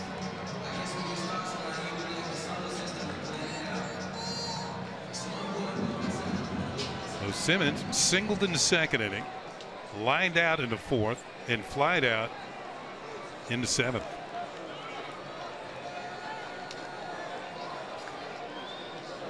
Breaking ball, high and away for ball 1.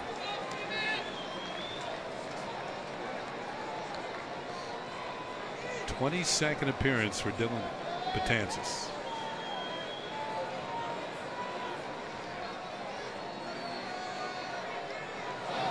Look out, it's high and in, and it's 2 balls and no strikes. 96 miles an hour. He's just getting loose. Brooks Pounders thrown in the Angels bullpen, which just sits just beyond the Yankee bullpen in left field. Pitches line to left field. Gardner going back, still going back. He's there, makes the catch, and that's going to retire the Angels here in the bottom of the 8th inning. They leave a runner. It's on to the 9th. The Yankees have a 5-3 lead.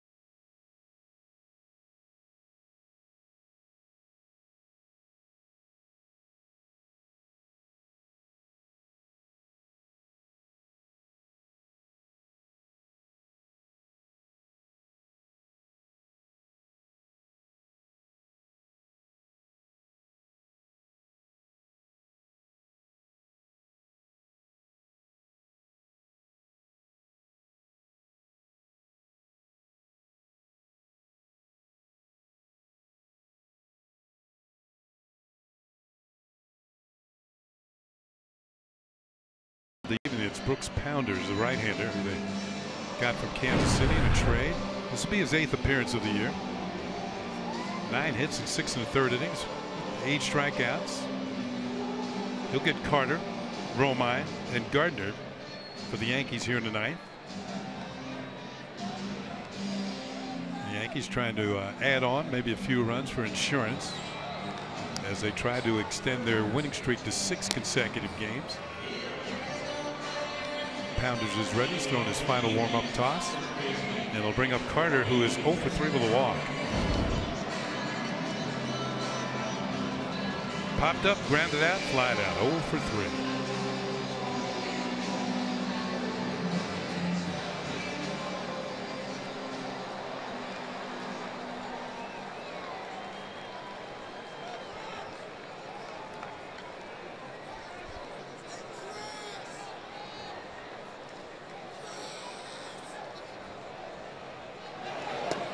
Starts him with a slider, hits a corner, strike 1. Pounders has been up and down to AAA Salt Lake a few times this year.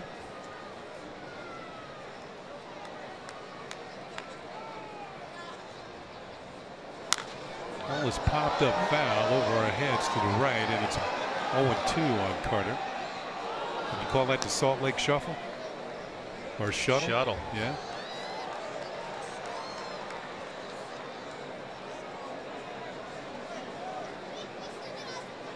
Six pitchers for the Angels tonight. Meyer, Parker, Middleton, Alvarez, Norris, and now Pounders. Slider is high, and it's a ball and 2 strikes. 3 for the Yankees. Tanaka, Clippard, and Betances.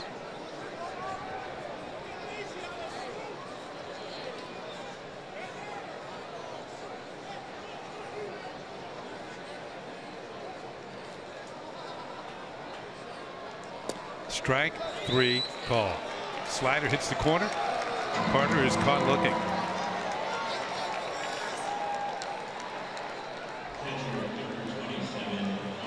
Well, 1 out in the 9th for the Yankees, and it'll bring up Austin Romine, who's had a hit in 4 trips.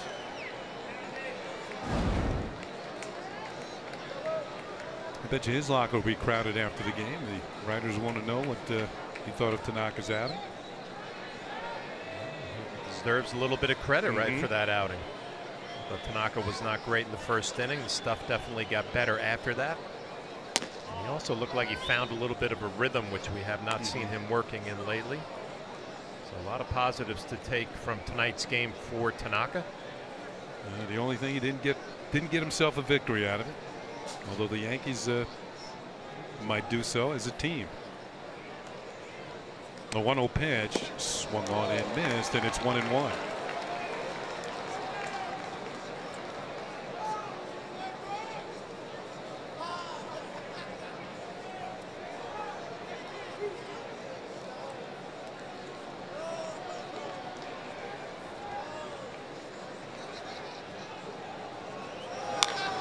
Fouled off by Romine, and it's a ball and 2 strikes.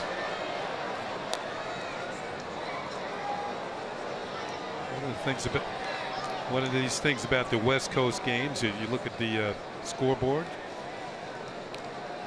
all the games are over with the exception of this one.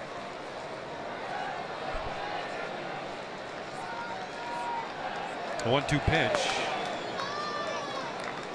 and it's 2 balls and 2 strikes. Looking out there, Boston came back and beat Philly, huh? So Rick Porcello gave up a bunch in the first inning, but they came back and rallied. He's not having the year he had last year. Yep, the Phillies, it's been that type of year.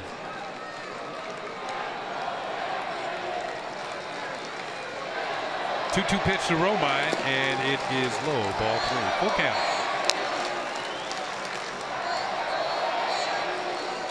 I've been impressed by the Yankee champs here tonight.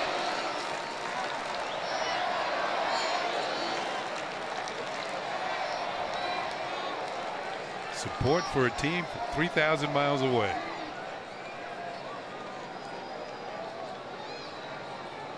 Full count on Romine as Pounders steps off. Romine steps out.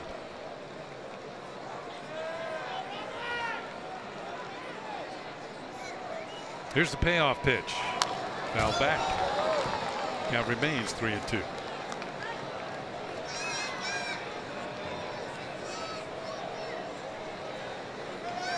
He bought the jersey, or they did. And we're starting to see more and more of the jersey. Major League Baseball. Got a chance to, as Romine pops it up to the right side. Looks like Espinosa's second baseman will make the play. There's 2 outs. I bet you they were on their feet when Judge hit that home run. So 2 outs, nobody on. Back to the top of the order, and Gardner, who is 0 for 3. This could be the last chance for him to increase the hitting streak. He came in with a 5-gamer.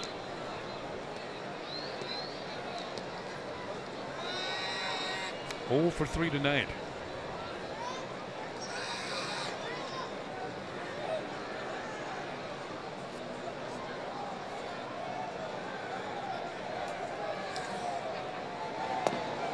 Pounders miss outside for a ball.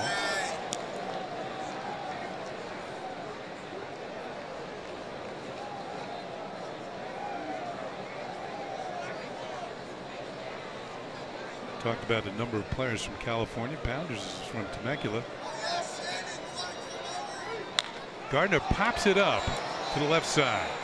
Looks like Simmons. Shortstop is there, makes the catch. The Yankees go in order here in the top of the 9th. They'll take a 5-3 lead to the bottom of the 9th as Dylan Betances will try and pick up the save.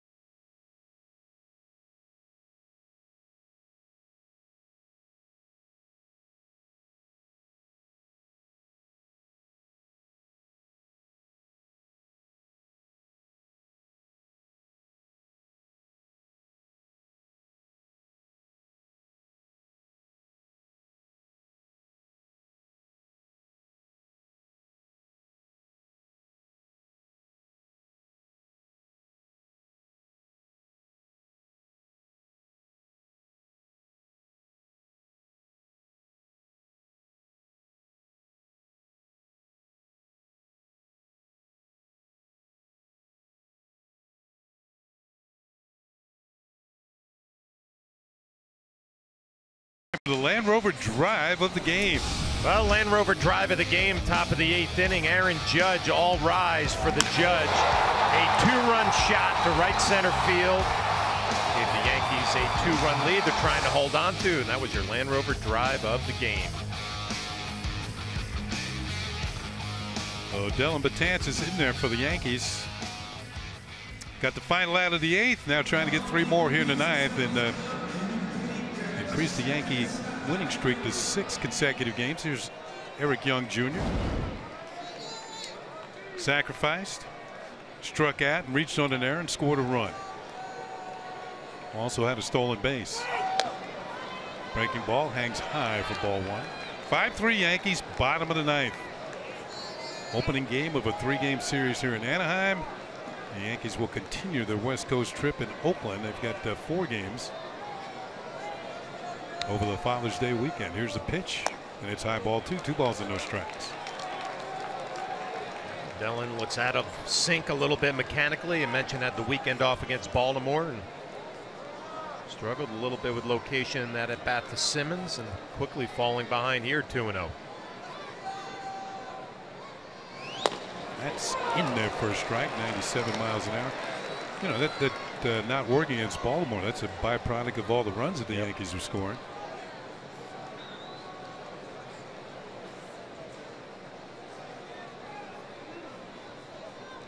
The 2-1 pitch.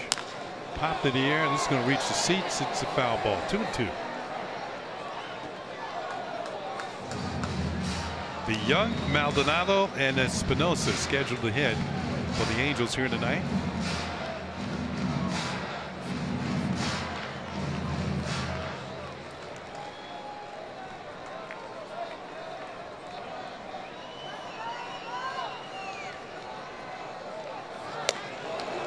Breaking ball hangs high, and the count is full at 3-2.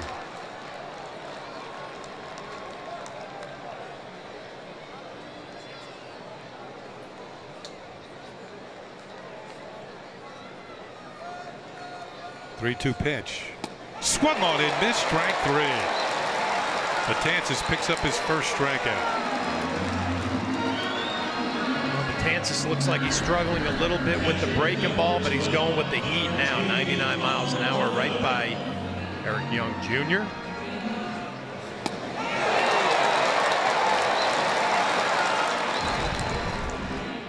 One down for Maldonado, who was 0 for 3 with a couple of strikeouts.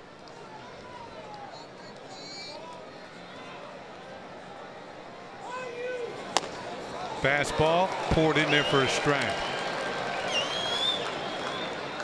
Maldonado might have heard that it was high. Sounded a little high to him.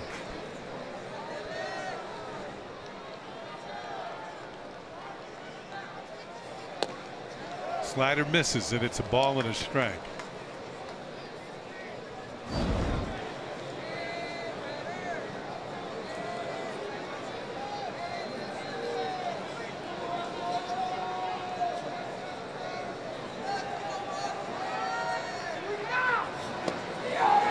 Drops that one in there for a strike. 1-2.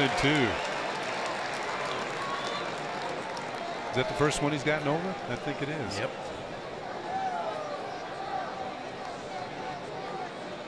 Throw him another one just for fun.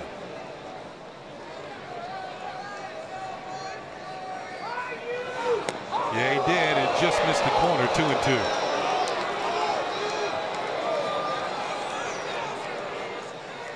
That didn't miss by much.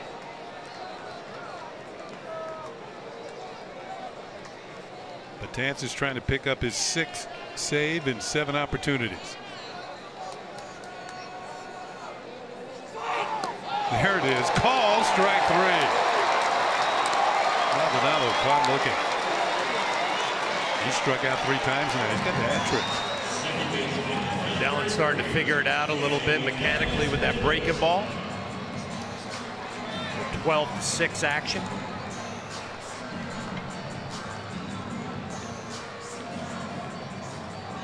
So the Angels down to their last out will send up Danny Espinosa. Had a base hit, drove in a run, scored a run in the 6th. That was the inning when the Angels scored 2 runs and tied the game at 3, which was quickly untied by Aaron Judge in the 8th with a 2-run homer.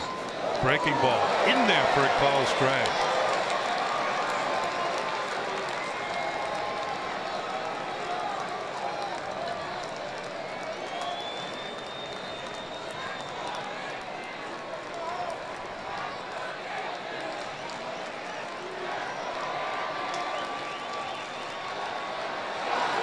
Fastball swung on and missed, strike 2, 99 miles an hour.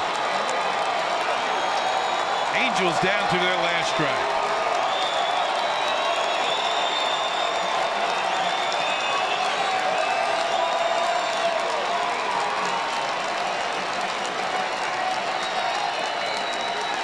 Espinosa in the 0-2 hole. That is low, 1-2.